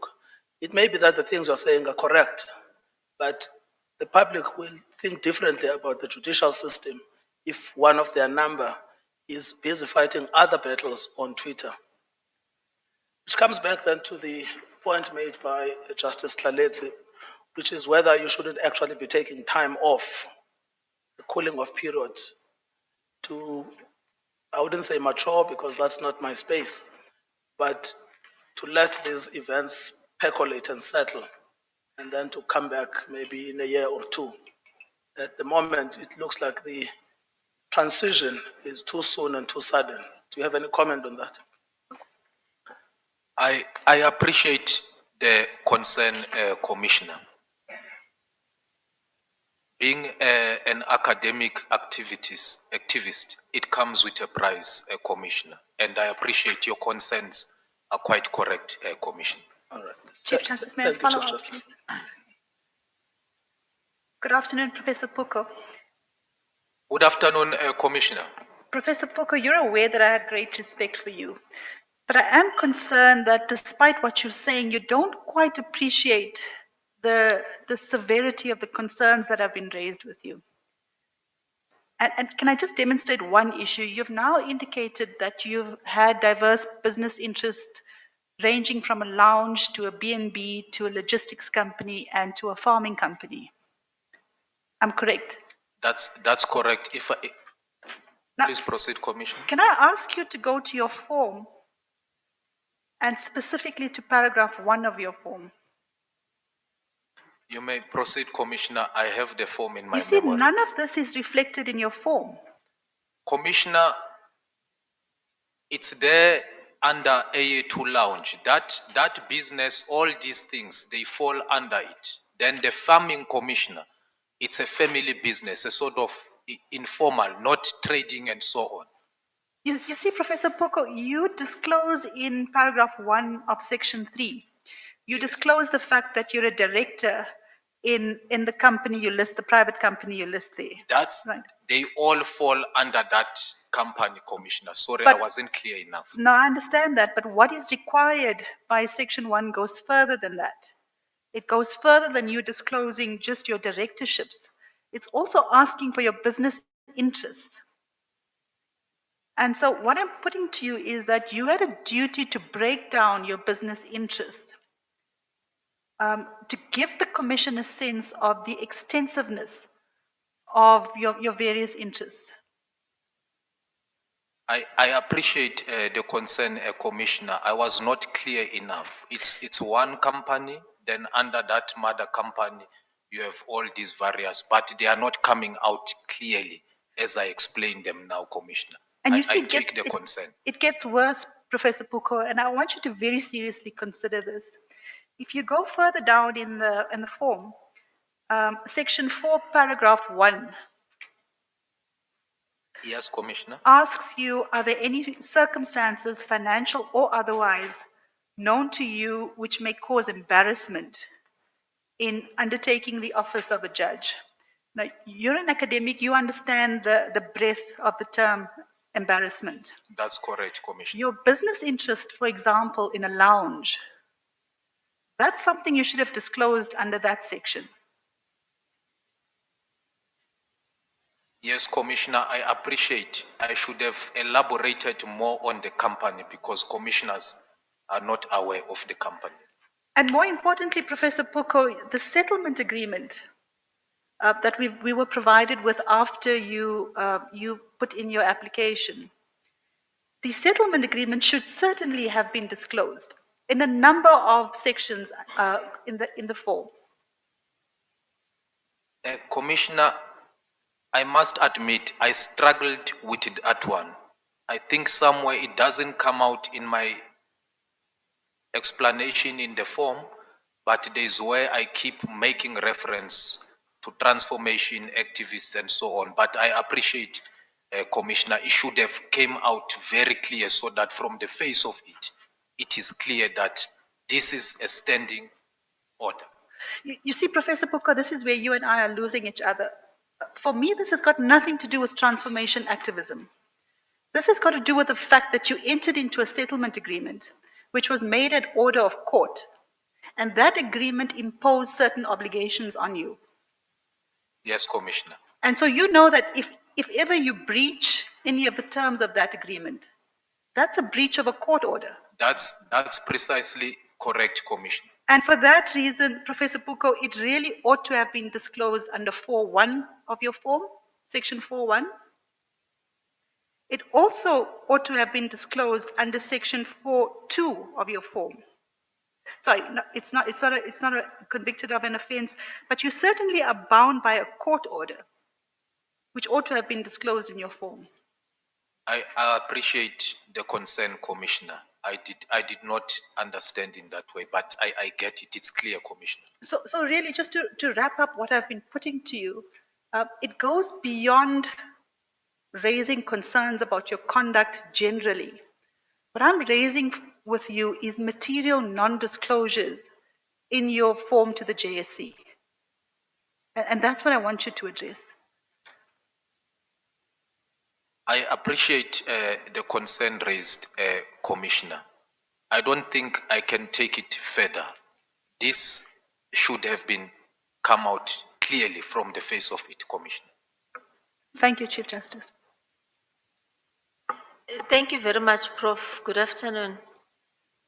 Sorry, Commissioner. Yes. It's Minister Smelan. Thank you, Commissioner. Have you deactivated all your social media accounts as we talk today? As I sit here, Commissioner, I haven't deactivated anything. When did that happen? No, sorry, Commissioner, I'm saying I have not. You have not? Yes, Commissioner. Okay. Do you understand the importance maybe of from emanating from today's discussions of possibly not having one? I fully appreciate it is something to work on and address, Commissioner. Thank you very much.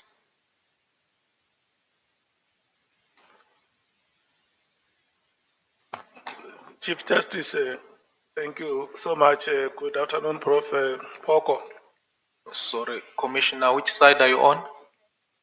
This side. On your right. Commissioner Lekhanyan. Commissioner Lekhanyan. Yeah. Good afternoon, how are you? Commissioner, I'm surviving under the circumstances. Thank you so much. Thank you so much. No, it's just a follow-up to one of the statements that you made. Maybe you can help us to elaborate on it when you say academic activism comes at a price. What do you mean by that? Commissioner, my activism perhaps could have been approached in a different manner, especially if one is considering appointment as a judicial officer in the High Court. Perhaps the manner of approach could have been taken in another way, Commissioner. But I understand that fighting for other people doesn't necessarily justify the manner in which you engage on it. That's what I meant, Commissioner. You want to concede that your approach could have been defective? I fully appreciate, Commissioner. My approach could have been handled better, no matter how the circumstances were.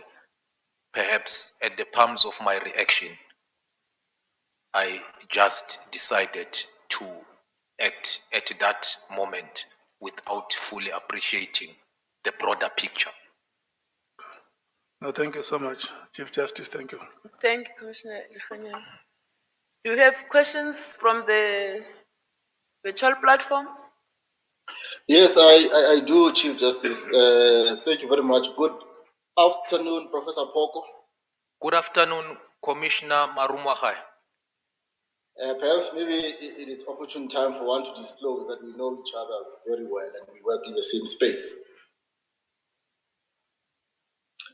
I want to take you to your document, and page 112 in particular. The judgment that you penned. Sorry, Commissioner, if you may direct me which bundle? I would think that there is only one bundle, but where you have your decided cases, your judgment. B versus R. It is in page 112. Paginated page 112. I'm there, Commissioner. Yes, this is the case of B versus R, and in particular paragraph 25 of that decision. This is a case that dealt with forfeiture of benefits. Yeah. And in paragraph 25, you say that the issue of fairness also does not come into play. In other words, in the remedy of forfeiture of benefits. The question that I want to ask you, and you are quite right, by the way, but the question that I want to ask you, forfeiture of benefits is one of those common law remedies that have been codified in the Divorce Act. Is there a need to develop this particular remedy, and is it constitutionally compliant to the extent that the concept of fairness is not part of how it should be understood? Thank you, Commissioner. Commissioner, I think if it were to be argued in that way, and particularly considering issues such as Ubuntu, compassion, and so on, one would be tempted to agree with you that the issue of fairness in the adjudication process perhaps could play a major development.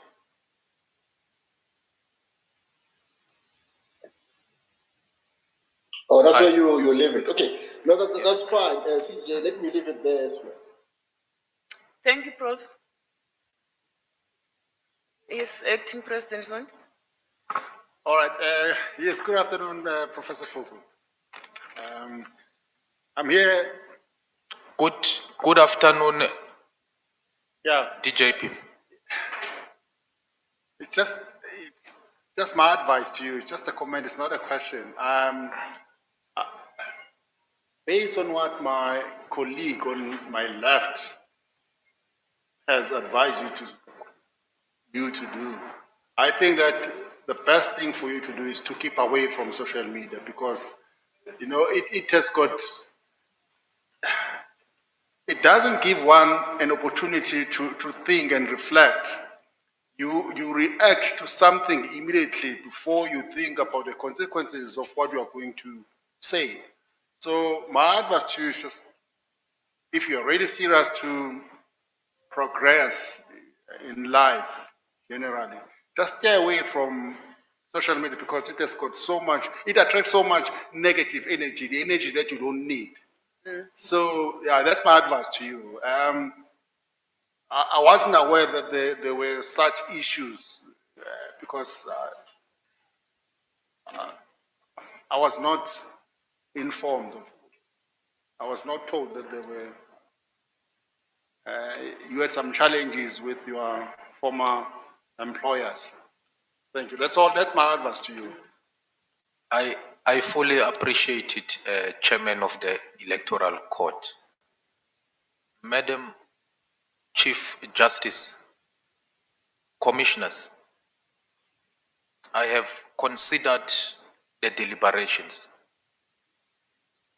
and I have considered the engagements between you and myself. I have taken your advices on board. JP, I've taken the advices on board. With those few words, I'm going back to do a homework. And I appreciate, I withdraw my candidature. I thank you, Madam Chief Justice and Commissioners. Thank you. JP Mlambo. CJ, before the prof leaves, Yes, JP? I discovered you. You said that. And I've invested in you.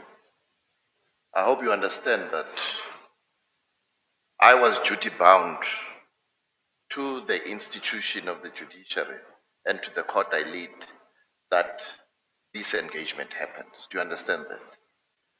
And I want to say, to encourage you to say, when I reach out to you to say, come, let's talk. Because I don't want my investment in you to be lost. And that you will respond. You understand that? I've got nothing against you personally. You understand that? I just wanted to say that, CJ. Thank you. Thank you, JP. I appreciate JP. Thank you so much. Thank you, Commissioner. No, I've not released you yet. Oh, don't rush off. my apologies, Chief Justice. I just wanted to say that I know where you come from. I used to do circuit work when I was still in the High Court in the Transkei in Maluti. I'm quite familiar with that area. I know that dusty, arid village from which you come, and it's quite remarkable that it's produced a professor who studied overseas, who's achieved all the things you've achieved. You described yourself as a raw but shiny diamond, and that's what you are. So what has happened here today should not discourage you. I just want to give you that caution. There's still a lot you can do, and you can still come back. But do pay attention to the advice given to you by acting President Zondi. Social media is the bane of this generation. Is the bane, whilst the internet and all that it comes with is good. We appreciate the benefits it has brought, but it has caused huge damage to our young people for various reasons we don't have time to traverse now. So keep away from social media, young men. Thank you very much, Chief Justice. But Thank thanks you. for this honorable decision. Thank you, You're JP. excused.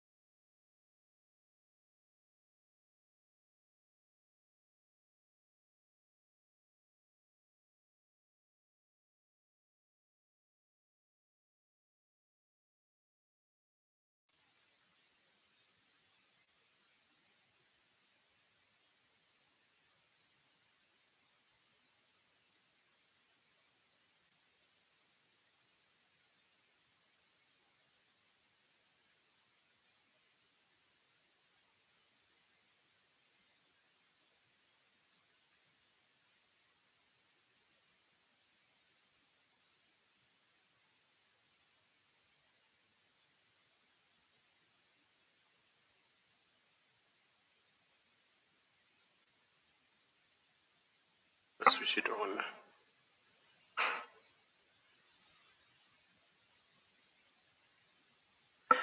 I'm sorry, just bear with us for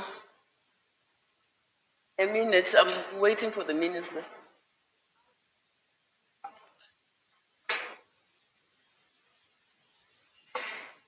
Good afternoon, sir. Good afternoon, CJ. How do you pronounce your name? I'm avoiding mispronouncing it. Tupayatla, Tupayatlase. yes. Thank CJ. you. Thank you. Tupayatlase. I know it's always difficult. That's why they only call me TT, CJ. I can't call you Mr. Titi now, can I? Yeah, no, not today, not today. You studied BU recent LLB degrees That is correct, at CJ. you obtained the BU recent that university that used to be known as UNIBO, Yes, and then you did the LLB through UNISA. through UNISA, CJ. Was that while you worked as a public prosecutor? Yes, that is the reason I worked as a prosecutor, DJ. Even- Subsequently a magistrate. Oh yeah. So you were a public prosecutor for 4 years, about 4 years. Yeah, about 4 years, 1985 to 1980 to 1989. Correct. Then joined the magistracy, That's correct, CJ. and you were there for about 14, just over 14 years. Yeah, just over 14 years until 2005, CJ. Then I resigned. You went to work for, was that the private sector? The Universal Service Agency, CJ, is an agency of Department of Communication, what is now called Department of Digital Technology. Oh. It is created in terms of, in the Electronic Communications Act, there is a chapter that deals with universal service. So the Universal Service Agency administers the fund that is created. The Act provides that a certain percentage of every licensee is obligated by law to contribute towards that fund. That fund is called the Universal Service Fund. It is a fund that is supposed to be tapped by the same licensees, your telcos, when they go into rural areas. The idea being that with a recognition that in those areas, from a commercial and a business point of view, they may not make money. So as a result, then when they want to expand electronic or telecommunication infrastructure in those areas, then they are required, then they can tap into that fund. In addition to that, every licensee telco in the country has what we call universal service obligations. And those obligations are also then monitored by this particular agency, so the Agency of Department of Communications. But it has a separate board, it has a CEO and all that. But I was only there for 18 months. Yeah, as if you were in the Legal and Corporate Affairs Department. That is correct. Giving them legal advice. That's correct, CJ. Well, I doubt very much that my village has ever benefited from this body. Yes, CJ, you know that it's one of those things that on paper they look very good, but the implementation is always a challenge. Something else, yeah. Then you left them and joined Neotel. Yes, Neotel at a time was just been licensed. It was envisaged that it was going to be what was then called SNU, a second national operator. And the minister licensed it and I worked there. It also, as I've indicated, also had those obligations. So the idea was I would go there and we started the department, community service that was to deal specifically with those universal service obligations.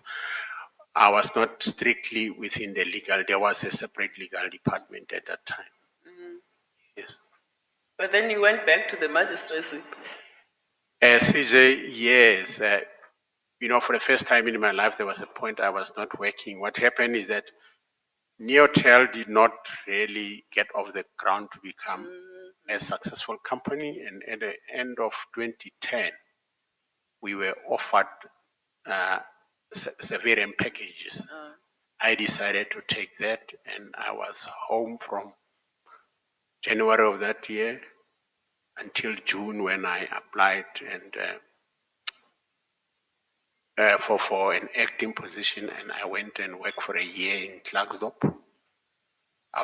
During which period permanent positions were advertised, and thereafter I applied and I was successful. I went to work in Bloemhof, so as a head of office and the only magistrate in that district, doing both Bloemhof and Christiana. So you went back to the magistracy and never left. And since 2012 to date, I never left again. And you've worked your way all the way up to regional magistracy. Yes, I must appreciate the considerations that the department gave me. I think my past experience was never ignored whenever I had applied. So as a result, I became a senior magistrate for Krugersdorp and then acted as a chief for 5 years in Randburg. And then since last year, I'm a regional court magistrate in Soweto, Protea. So you've been a magistrate for about 27, 28 years? That is correct, CJ. Running the criminal and civil court? Yes, CJ. Various stages? Various stages, but especially, let me say, when I worked in Garankuwa, at one stage, just on my own accord, I decided that I wanted to do civil work. At the time, they still had what was called Justice College when they trained, and from that moment, the bug bit me. I've been mostly in civil work, which of course then, and the experience came very handy when I was the only magistrate in Bloemhof, because then I had to do everything. Yeah, and that experience paved the way for you to be appointed to the Rules Board. Yes, CJ. Yes, CJ, to the Rules Board, yes. And you list subcommittees in the small claims and magistrates court in which you've sat. Yes, and also the cost committee, subcommittee. The Rules Board operates with subcommittees. Each subcommittee does a particular work, and then of course there is a meeting of the whole Rules Board, chaired of course by the judge from the SCA, presently Justice Ndambuza. Yes, and you train aspirant and serving magistrates under the auspices of the SAJE. That's correct. You have acted as a judge? Yes, from third term of 2021, fourth term of 2021. 2023? 2021. Sorry, 2021. Yes. And for how long were... No, it was not just one stint, was it? Yes, in 2021, I acted for a full term. Mm-hmm. In 2022, it was also for a term. And it was for 2 terms. And then in 2023, I acted also on the 4th term. Was your last acting stint in the High Court in 2023? 2023, last term. And you claim to have presided over civil and criminal trials, opposed and unopposed motions, family court, criminal appeals.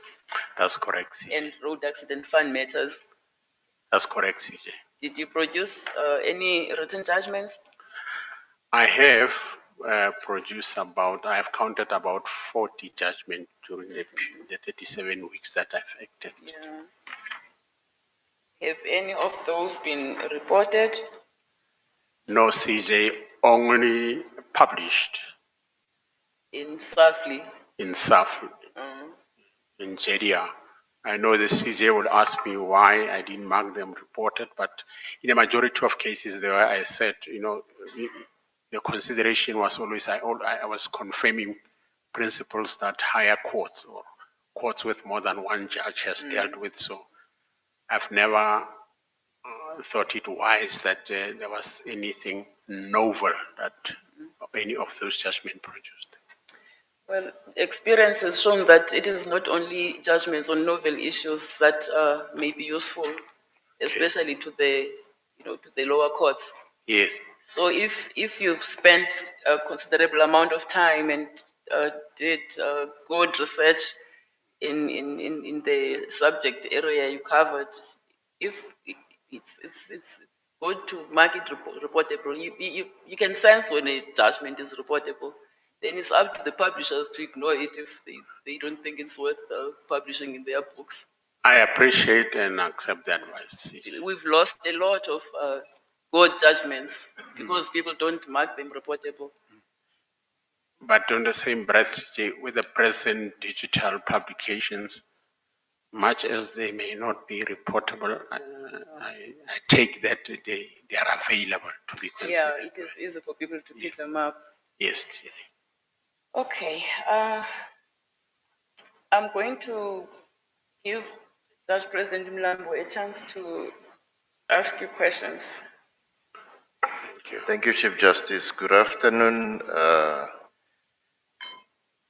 Ntate Tupayatlase. Good afternoon, JP. Did I pronounce it correctly? You have, JP. Thank you very much. I know you told me that it's been a painful wait for you. We apologize for that. Yes, but I also added that, it's the first time that I've been ordered food when I came to an interview.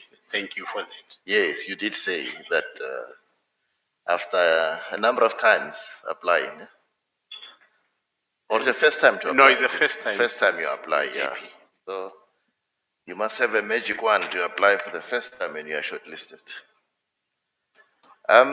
My spreadsheet says you've done 37 weeks totally acting. I agree with it. You agree with it? And all of those acting stints have been term long. They have been term long, see. Yeah, and the reason they've been term long, you're able to do that because you're a magistrate, you are able to arrange your life accordingly. Yeah, especially when I worked as only the head of office, chief magistrate of Randburg, because I was not doing full-time court work, so that became possible. Yeah. You, in your capacity now as a regional magistrate, you do a lot more criminal work than civil, am I correct? That's correct, CJ. Yeah. There is an element of civil work, but it's so little that, in fact, we have just allocated to one magistrate. Yeah. So the idea is that from time to time we'll just alternate, but as it stands, only one magistrate, so I do only criminal. And I can tell you it's hard in Soweto. I know, I've been there. But here's what I want to suggest, Commissioner Gottsel has been raising the issue of the long lead times in Gauteng. You've acted in the High Court. You are aware that quite a big number of the matters that come to the High Court, especially in the unopposed motion roles, belong in the magistrates' courts. That's correct. Now, are you going to help us find ways of lawyers taking these matters to the magistrates' court? Because they actually don't mind. Even if they come to the High Court, you don't give them High Court costs, they still come to the High Court.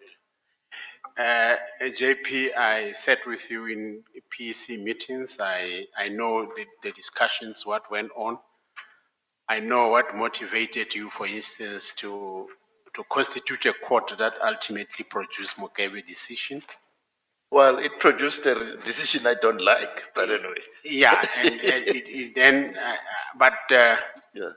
despite all the best efforts, for instance, by the South African Human Rights Commission Yes, yes. to take the matter to, it was the wisdom of our highest, the apex court, that such matters can still come.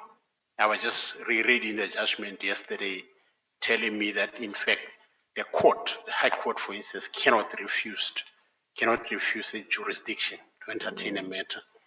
But having said that, the rules board considerations are always given, for instance, around the issue of what can be done. We introduce, for the High Court, we introduced Rule 41A.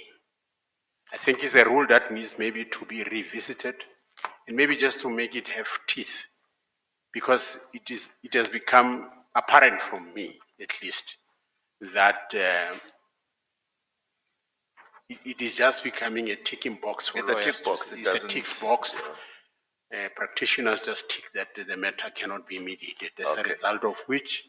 No, look, you don't have to go Yeah, further. thank you. That's not why you are here. Yeah, thank you. Yes, this SCA and CC judges That's there. live in a different planet. Do you agree with me? Oh, difficult to say. Don't agree with me. No, I don't. I'm just saying that. Yeah, no, it just I want to leave it to you. Yeah. In your acting stints in Gauteng, Yes, JP. you've done 3 weeks of opposed motions, That's correct, JP. as well as 1 week in the agent court, That's correct, JP. and no allocations in the special motions. Right. And those are, especially motion court, opposed motion court, it's the difficult work area. And I told you before you went there that. You told me so, JP. Yeah. And in fact, it's interesting that, I started when because of the COVID Yes. restrictions, so I was essentially all by myself. Yeah. I had to do most matters online, but I'm happy to say I think I acquitted myself well. No, you did. You did, yeah. And in the course of you acting, you produced some 40 judgments. That's correct. That's what I have here. Now, what I've noted is most of your judgments are within a month to 2, but there are a couple, I think I marked 4. That went beyond. That went beyond the 3 months. One is 5 months, 2 are 4 months. Yes. In particular, the 5 months one, JP, it involved medical negligence. Yes. It was what we call long duration trials of 10 days, and it lasted 10 days. Yes. Both the plaintiff and the defendant each had 5 witnesses on each side. Yeah. In addition to evidence witnesses that were called. So it really needed more time for me to consider, and I considered that. Yeah. And that is the rest of the other cases, and I know I received a call from you on a Sunday, JP, or on a Friday, but it was on the 26th of January when you were alerting me to a judgment, a TIPCON judgment, and I said to you it was ready. And by Monday, I had delivered that judgment. The idea here is that I type my own judgment, I do my own editing. So at times, maybe out of self-deprecation, I tend to take longer, maybe just to once always read. Every time I read, there's a comma that I need to add or extract it. But end of the day, but the task, and I'm aware, in instances where I went beyond 3 months, I profusely apologize for that, and it is mainly because of also the work. You'll realize most of those cases are the ones that when I was now already in the regional court, and I've told you that the regional court in Soweto also breaks the back. It's like we are in Johannesburg High Court. Yeah. Yes, JP. Now, we had a magistrate here, senior magistrate who appeared, who confirmed that your experience as a magistrate's court magistrate on its own does not equip you to take permanent appointment in the judiciary. He said that's correct. What's your view of that? JP, I don't think I agree that it doesn't. Because at the end of the day... I'm talking permanent appointment. You mean? Permanent appointment as a judge. As a judge. Yeah. But that experience coupled with the acting. I didn't couple with... Or with, not coupling with... Yeah.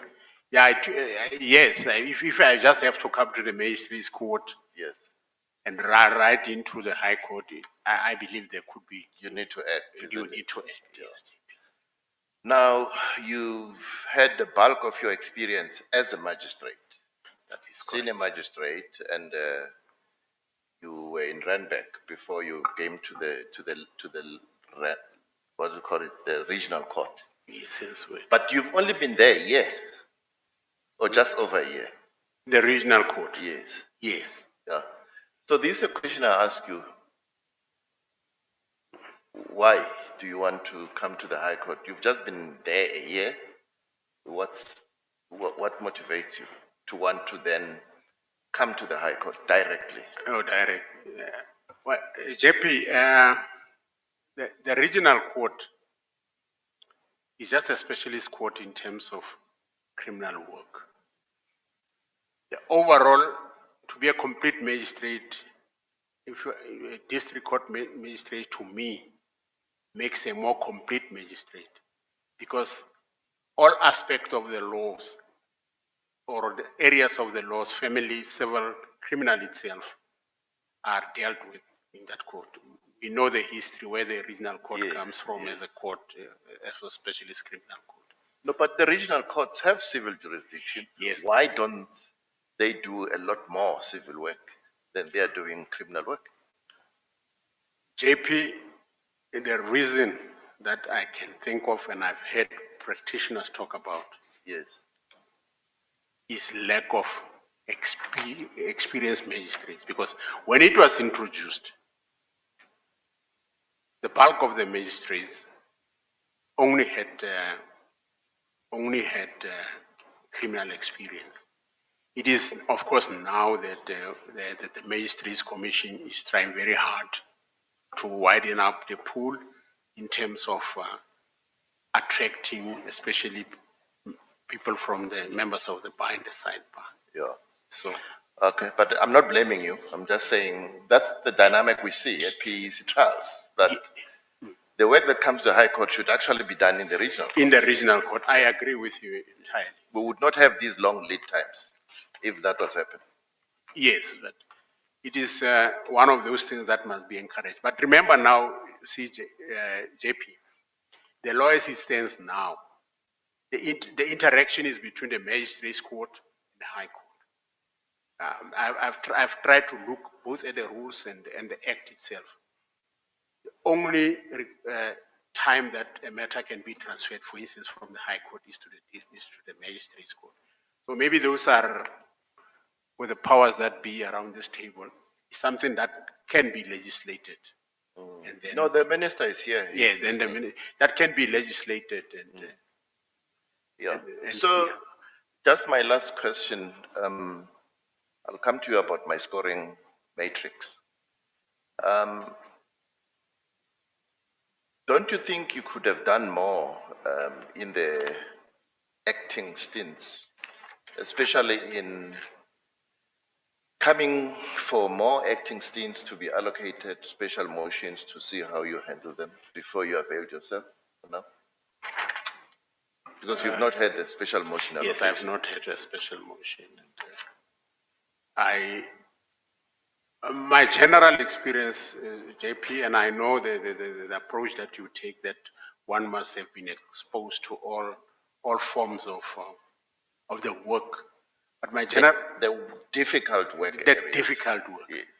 Yes, but I've handled urgent court, I've handled opposed motion. So if I have to have an opportunity of doing a special motion, I do not see how I will be unable to deal with it. You see, because when I look at your spreadsheet, Yes. you've only sat in one full court appeal. I don't know whether you wrote it. And Yeah, then, I wrote, yeah, it was 2 matters. One was written by another senior Yeah. judge, and I wrote the matter. The average case matter is the one Yeah. I said. And the numbers of the work you've done as an acting judge compared to other candidates who have sat there is quite low because they've acted longer.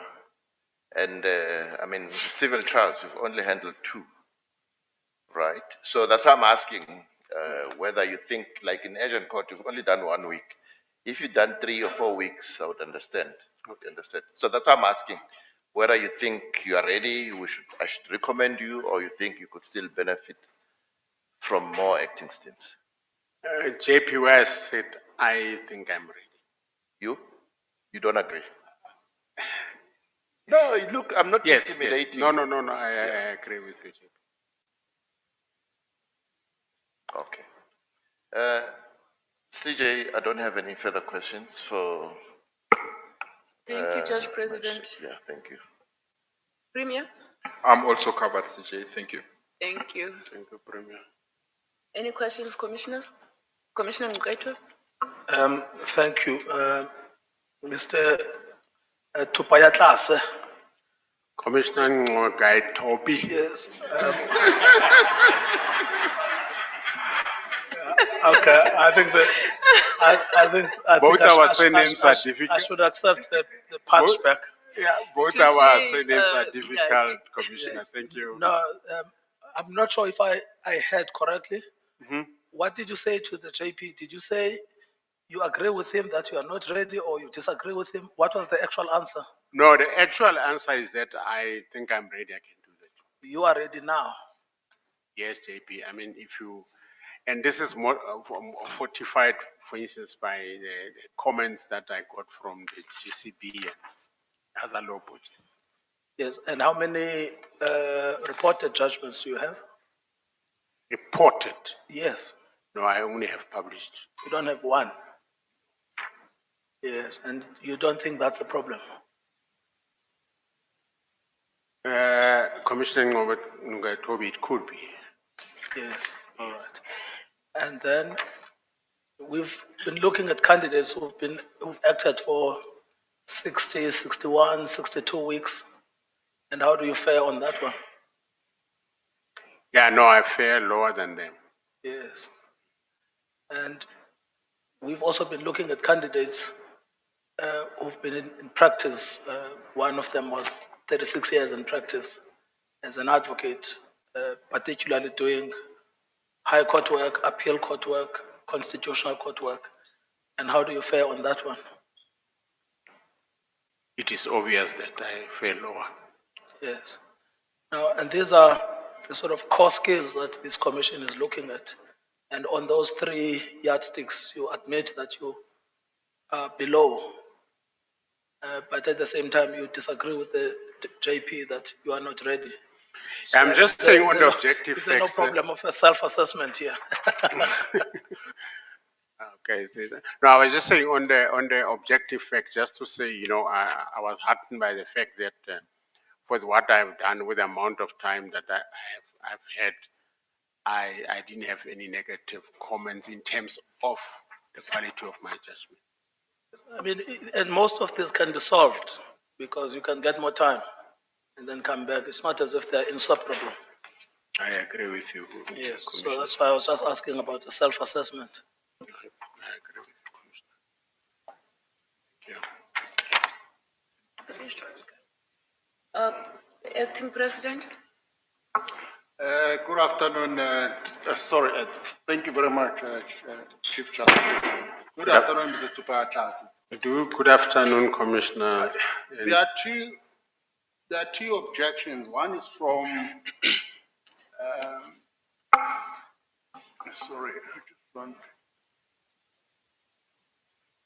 there's one from National Bar Council of South Africa.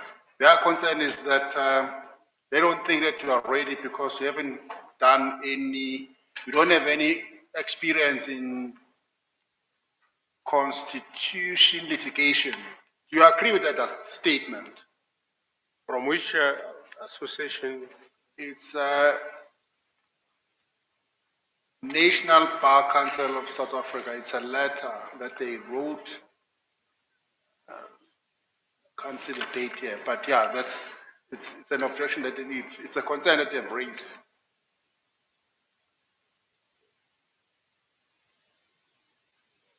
Yeah, it's that paragraph 4 of their letter. Do you see that?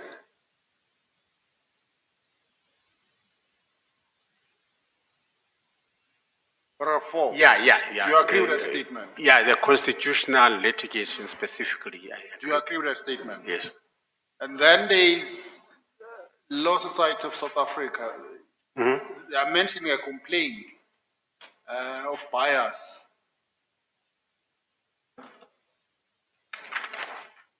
Did you see it? Yes, Commissioner. And you want to say anything about it? After this came, and I sent this complaint was initially lodged with the DJP Sutherland. Investigated the matter. He didn't find me any merit.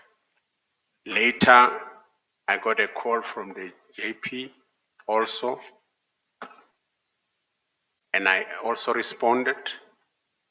Some 2 weeks ago, I received a letter from this body, the JCC, the mini JSC, saying that the matter, the CJ referred a letter to JP Mlambo and also investigated the matter. The word he used there is that he found it to be frivolous. Sorry? He found the complaint to be frivolous. Oh, frivolous, so it was dismissed. Okay. Yes. So what I'm saying is I'm the one if you look at my application, when I applied, I did when under the general heading whether there's anything that I wanted to put forward that may put the judiciary into this report. I specifically mentioned that to say, I'm aware of this complaint, the DJP had dealt with it, but at a time I had not received a feedback from the office of the JP. So that is where we are. So what happened is that on the 25th, 25th of September, the remarks were sent to me. But at a time, our network had crashed, so I didn't see these other complaints. But when I ultimately saw it, I sought advice from the office of this OCJ office, and I was advised that all that I did was to send the letter that had come from the JCC. So I thought that that response answered the issue that was raised. Okay. My last question is, based on the nature and the amount of work that you have done at the Gauteng High Court.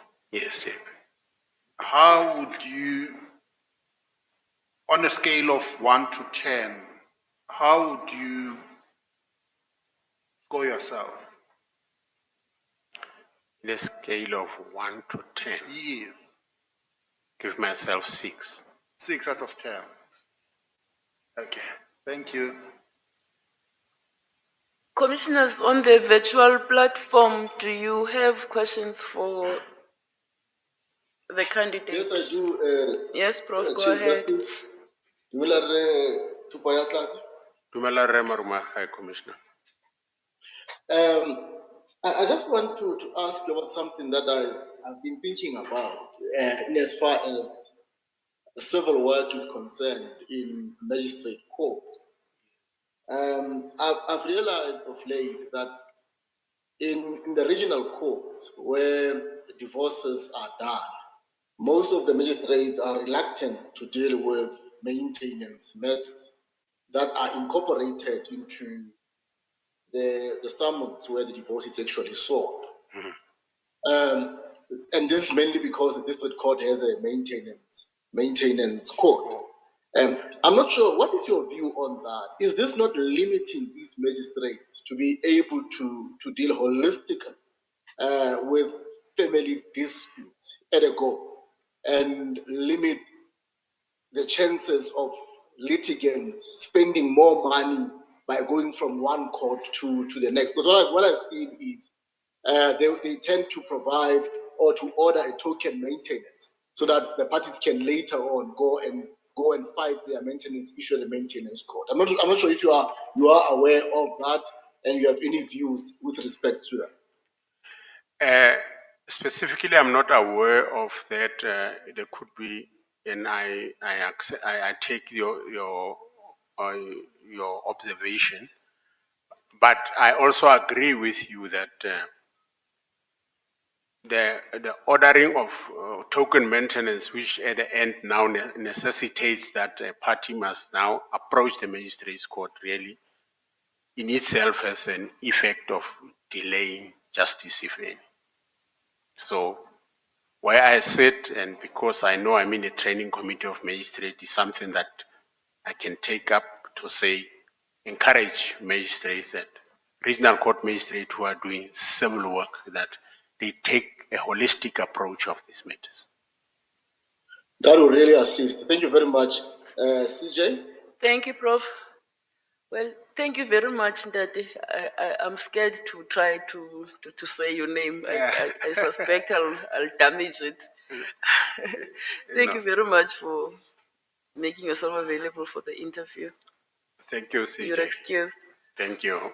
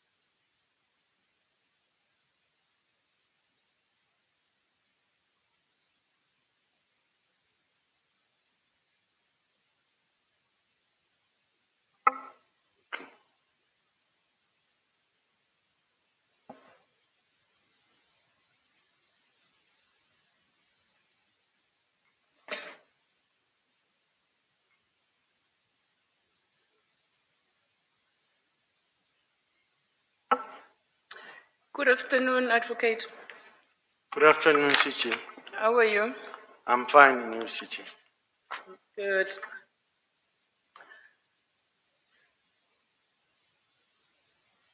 You studied at VETS Yes, Sichi. and obtained which degrees? BA in philosophy and law, and then LLB and LLM. An LLM in competition law and media law. Yes, Chichi. But before you went to university, you did a whole range of things. Yes, Chichi. It's a convoluted history. It's a long history. Yeah, yours is a truly remarkable story. I think you worked as a farm worker, you were barely a man. You were just a boy, really, when you started working as a farm worker. Yes, CJ, I needed money to go to the to high school. I had So finished you left school before you finished your matric. I beg your pardon, CJ? I'm asking if you left school before you finished your matric. Yes. Mm-hmm. But the farm stint was before I went to the high school, just finishing primary school. Then you were golf kid at some stage. Yes. And then you went to work in the mines. Yes, the golf caddy was still during the time when I was still in high school. Oh. And then I ended up with the certificate called JC, Junior Certificate. And then I couldn't complete my matric. Then I went to work in the mines as a miner and a security guard. How old were you then? I was about 17 when I went to the mines. And you worked underground, loading stone? Yes, I worked underground for almost 6 months until an unfortunate incident where some of my co-workers lost their lives. Then I asked the security people to show me where the security office was, and I then asked for a job there because I was scared to go back underground. Yeah, my goodness. How long did you work in the mines? I count, we say between 1981 and 1989. Yes, I think I worked in the Barberton mines until 1989. Then I came here in Joburg in the same year, 1989, and I worked for a mine called JCI at the time in Randfontein as a security guard.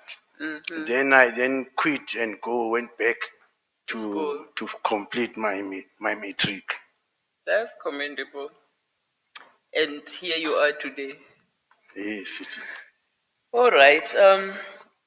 I see that you were quite active at the University of the Witwatersrand. You were a member of the SRC.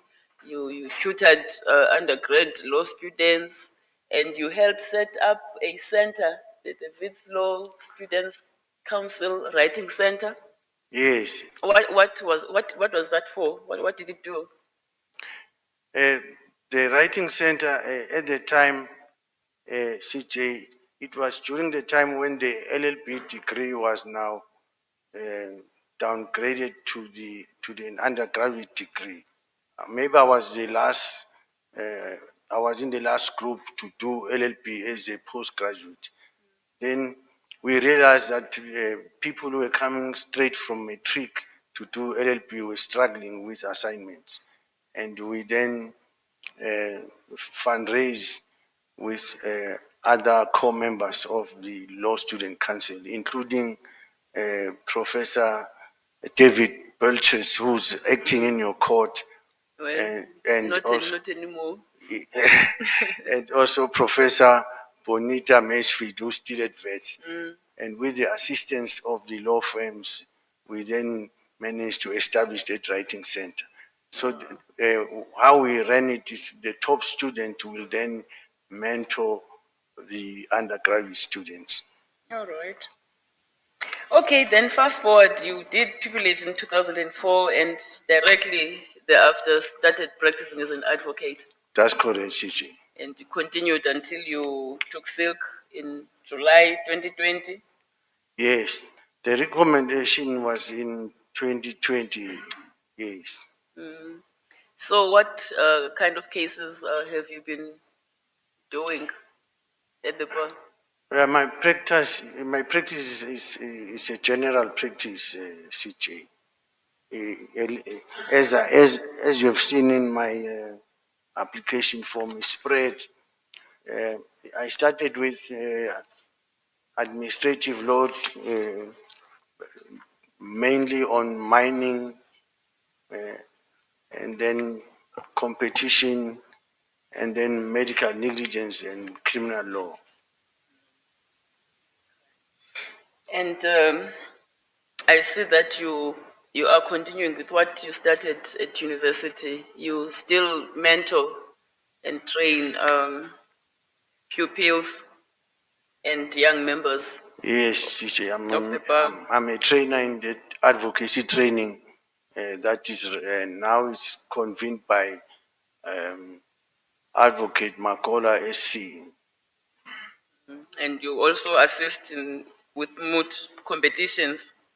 Yes, CJ.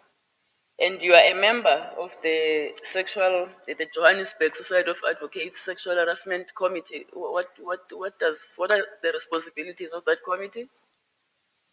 We are trying to assist members who have been sexually harassed by co-members internally within the Johannesburg Bar Council. Yes. All right.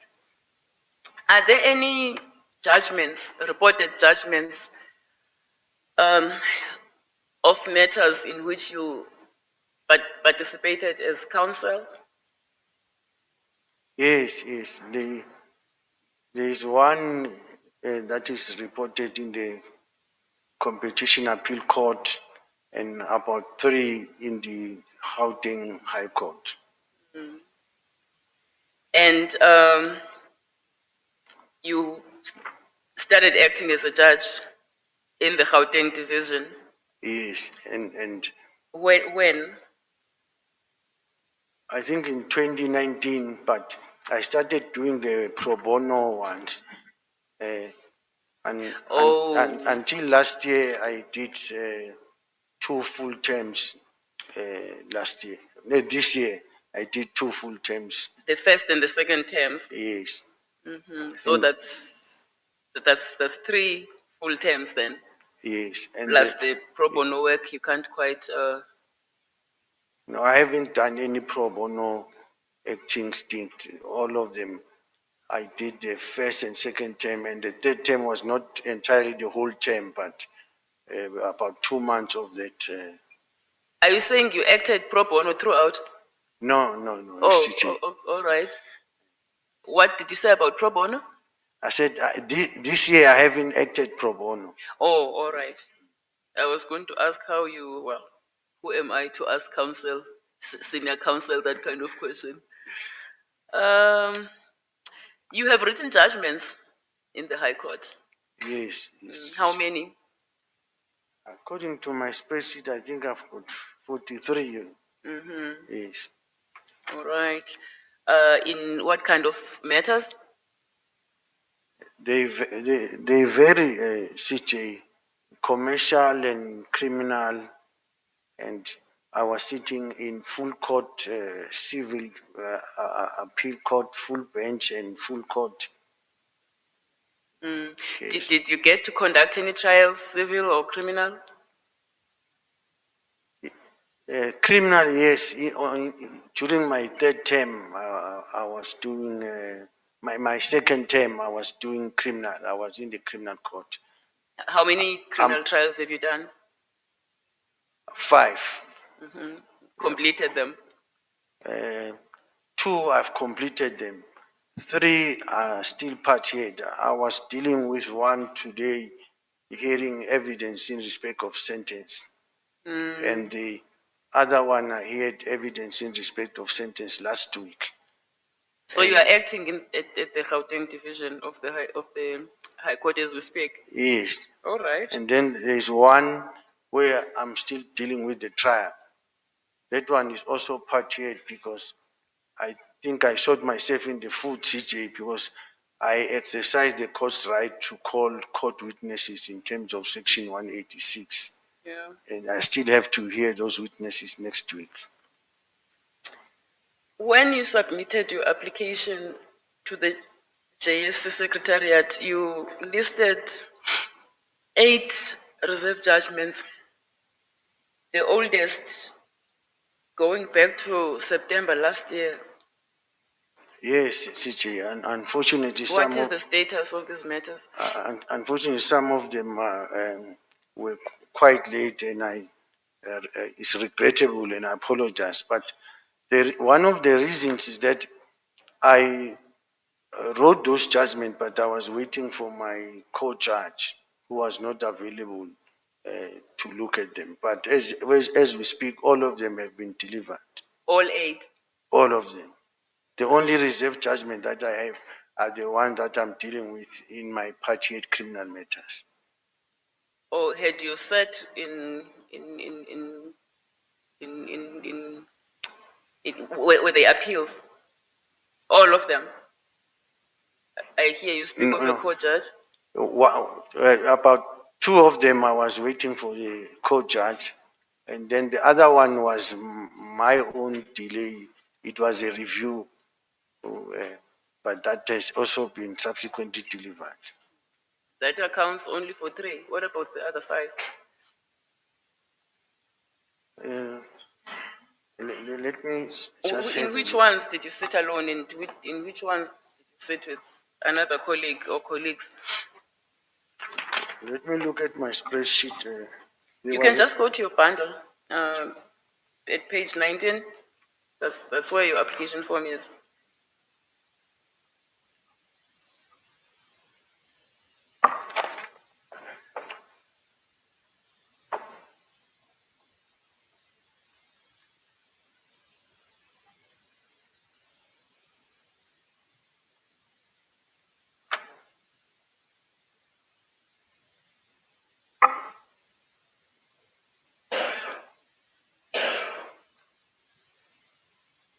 Have you found the page? Yes.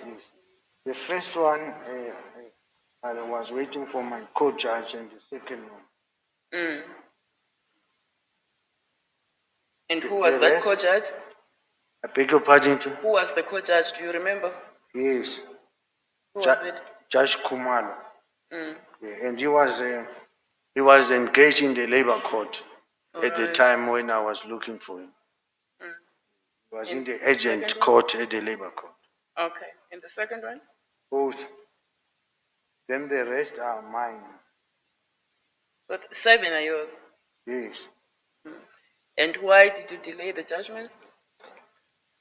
I think, CJ, I shot myself in the foot by acting for 2 terms consecutively, and I was not able to complete the judgment because I was also running my practice after the recess, and I postponed some of my arbitration to those dates, and I couldn't complete them on time.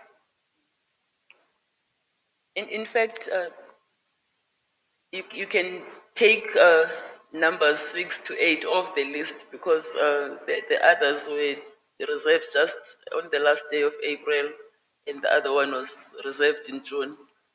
So it's the 5 that we were worried about, really. Yes, and that's the reason, CJ, because although I've acted for most of the time this year, I didn't close my practice, and we agreed with the JP that I shouldn't close my practice, but the price that I pay was also to juggle my practice with my acting stints, and that largely contributed to that. But as I said, CJ, it is regrettable, and I apologize. But they've been delivered? Yes, all of them now, as I'm sitting here, they are all have been delivered. Okay. JP Mlambo, do you have questions for your candidate? Thank you very much, Chief Justice. Advocate Mkawela, good afternoon. Good afternoon, JP. Yes, you've been taken through your cases by the CJ. Mine is to help you show the Commission what you've done and where you've acted. I focus mostly on the difficult work areas. Your spreadsheet illustrates that you've done a total of 43 weeks acting. These are all stipendiary. No, I think the first 4 were pro bono, if I'm not mistaken. Am I correct? Yes. Thank you. You've done 6 weeks of opposed motions. I think you're the second highest in that range. And then, but you've done 1 special motion and 4 urgent courts. Is that correct? You agree with it? Yes. And you also agree that urgent court work is a difficult work area in Gauteng. Yes, indeed, JP is very difficult. Yeah. I would imagine, because I want to move on to your judgments, having done 6 weeks in the opposed motions as well as in the urgent court, this is the reason that your reserve judgment record is not that pleasing. You agree with me? Yes. I can take you through. You've written, I'll tell you now, some 47 judgments. Yes. Yeah. And I want you to comment on this because it's only fair. You're a senior member of the bar. I've had other senior members of the bar coming to act, and they also have practices, but your record, you have, according to this, there are 5 judgments which took you 7 months to finalize. I can show them to you if you want. No, I agree. There is 1 that took you 9, I think there's 2 that took you 9 months. There's 1 that took 13 months. There's 1 that took 12 months. And I think another 1 that took 5 months. It's not that great. Do you agree with me? Yes, Chief. Now, these are the questions that this body asks itself to say the problem we have with reserve judgments needs to be addressed. And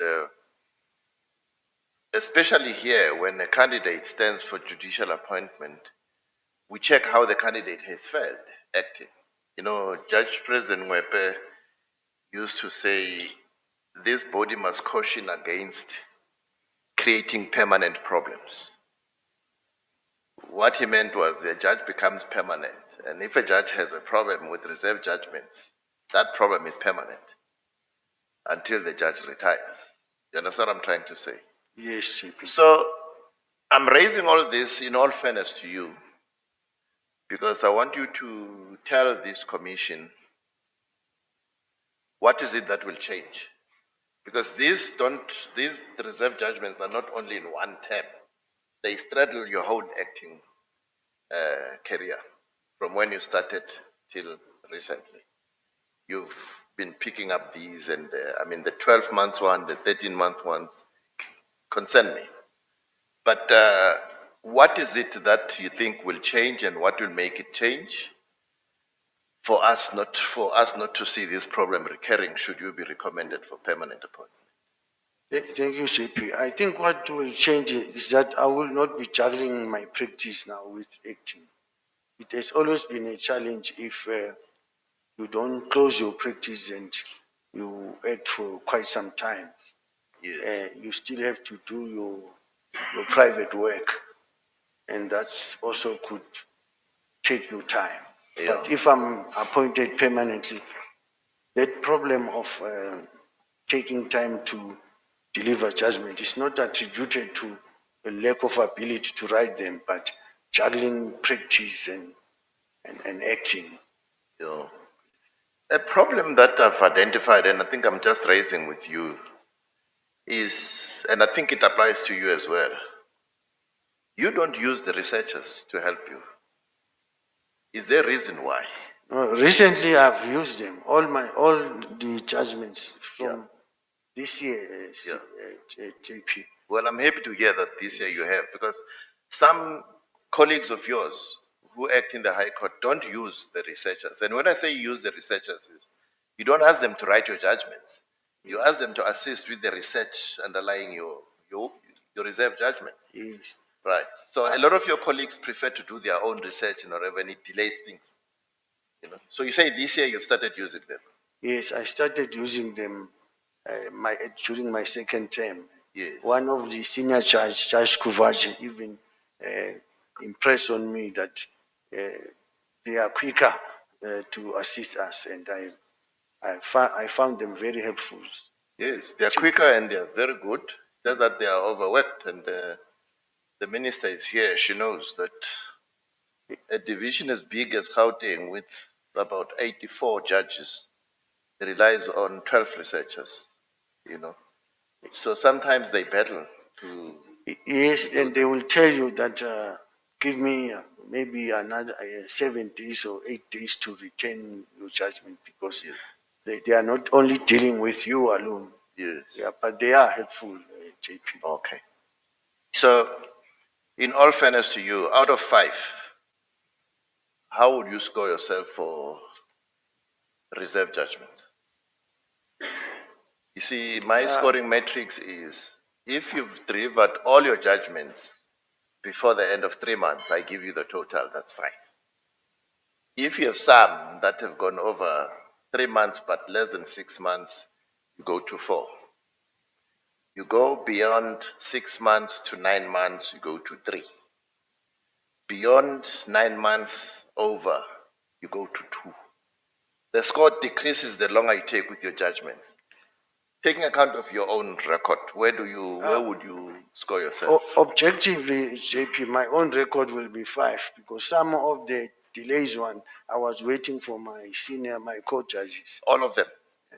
The one that you mentioned longer, the one that are longer, the longest one I was waiting for my court judge. Okay, so the 2, the 12-month and 13-month one. Yes. Okay.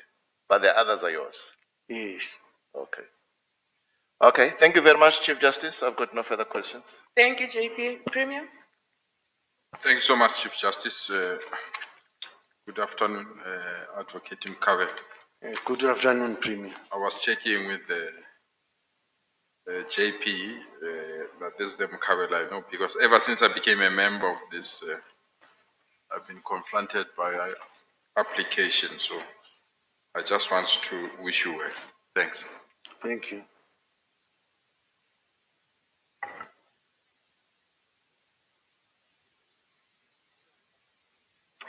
Oh, sorry. I'm reading emails from work. I'm juggling my constitutional court emails and this interview. Some of the things we have to do. Questions, colleagues? JP Tlaletsi. Thank you, Chief Justice, and good afternoon, Mr. Mukabelesi. Good afternoon. Yeah, I just want you to clarify something, lest there be any confusion. And I do appreciate that it's quite difficult being a single practitioner or an independent practitioner to allocate such a lot of time to act, which every head of court would gladly accept and wish to have. But now please clarify, if you say you did not close your practice during the period, if I did understand, hear you well, does it mean you're also practicing? And what kind of practice, if that is the case, were you appearing in court representing clients and also being an acting judge? Just to clarify that, thank you. Thank you, Chief. No, I was not appearing in court. I was just dealing with some drafting and reading. Thank you. Acting President Zondi. Oh, Sorry, no, I don't have a to him. question. Yeah, I was just drawing your attention to No more JP hands Tlaletsi. here. Okay, thank you. Thank you, AP. Commissioner Hassan? Thank you very much, CJ, over here, Advocate. Mine is less of a question and perhaps more of a comment. Just on maybe on a lighter note, I was also not too long ago a student at Wits University, and I quite regularly attended the law writing center. So it's on a lighter note to meet some of the people who founded that program. Sometimes it helped me, sometimes it gave me more anxiety, but not because it was inefficient, more because I was always a last minute kind of student. CJ, that was it. I'm very comfortable with the line of questioning that the JP and yourself led. Thank you. Thank you, Commissioner. Commissioners on the virtual platform, do you have questions? Thank you very much, CJ. Good afternoon, Advocate Nkabela. Good afternoon, Commissioner. Did I hear you correctly that amongst others you also do commercial arbitrations? Yes, that's correct. Yes. Yes, can I please ask you, because it seems to me that a lot or some or most of the business people are choosing not to give the High Court or the courts generally an opportunity to develop jurisprudence in that area of law. And they choose to do that kind of work privately. And you find that the awards that are granted, they are shrouded with secrecy. So we don't know how actually this thing works. What do you think should be done to expand the expertise in as far as arbitration work is concerned, and ensuring that at least the courts get the bite at it, and so that the jurisprudence relating to that kind of work can actually grow? Do you think there is something that can be done under those circumstances? Thank you, Commissioner. I think what could be done maybe to codify the jurisprudence that is developed in the context of private arbitration. Maybe if there can be our own law reports that can be accessed by law students and stakeholders, that will help. But as far as expanding arbitration is concerned, the AFSA conducts a number of training, and people are always encouraged to attend and acquire the necessary skill. And recently, the JP is on record to encourage litigants also to make use of arbitration and mediation prior to approaching our courts. So if that advice is heeded, it will go a long way. Thank you very much, Advocate Nkabela. Thank you very much, CJ. Thank you, Prof. No more hands? All right. Thank you, Advocate. CJ, can I say something to the candidate? Oh, yes. Advocate Nkabela, your history at being a farm hand at a very early age reminds me of a very painful part of my history. My father, when he was of the age, around 7, where the farmer expects the children of the people who live on the farm to work on his land, when he was of that age, he refused to go work at the farm, and he'd heard that you can get an education. And because of that, the farmer evicted them from the farm. They spent the next 2 years being homeless. So that's the chord you touch in me. You come from those roots, and you are here today. I want to applaud you for that. Thank you, CJ. Thank you, JP. Okay. Well, thanks very much for making yourself available for the interview, Advocate. You're excused. Thank you.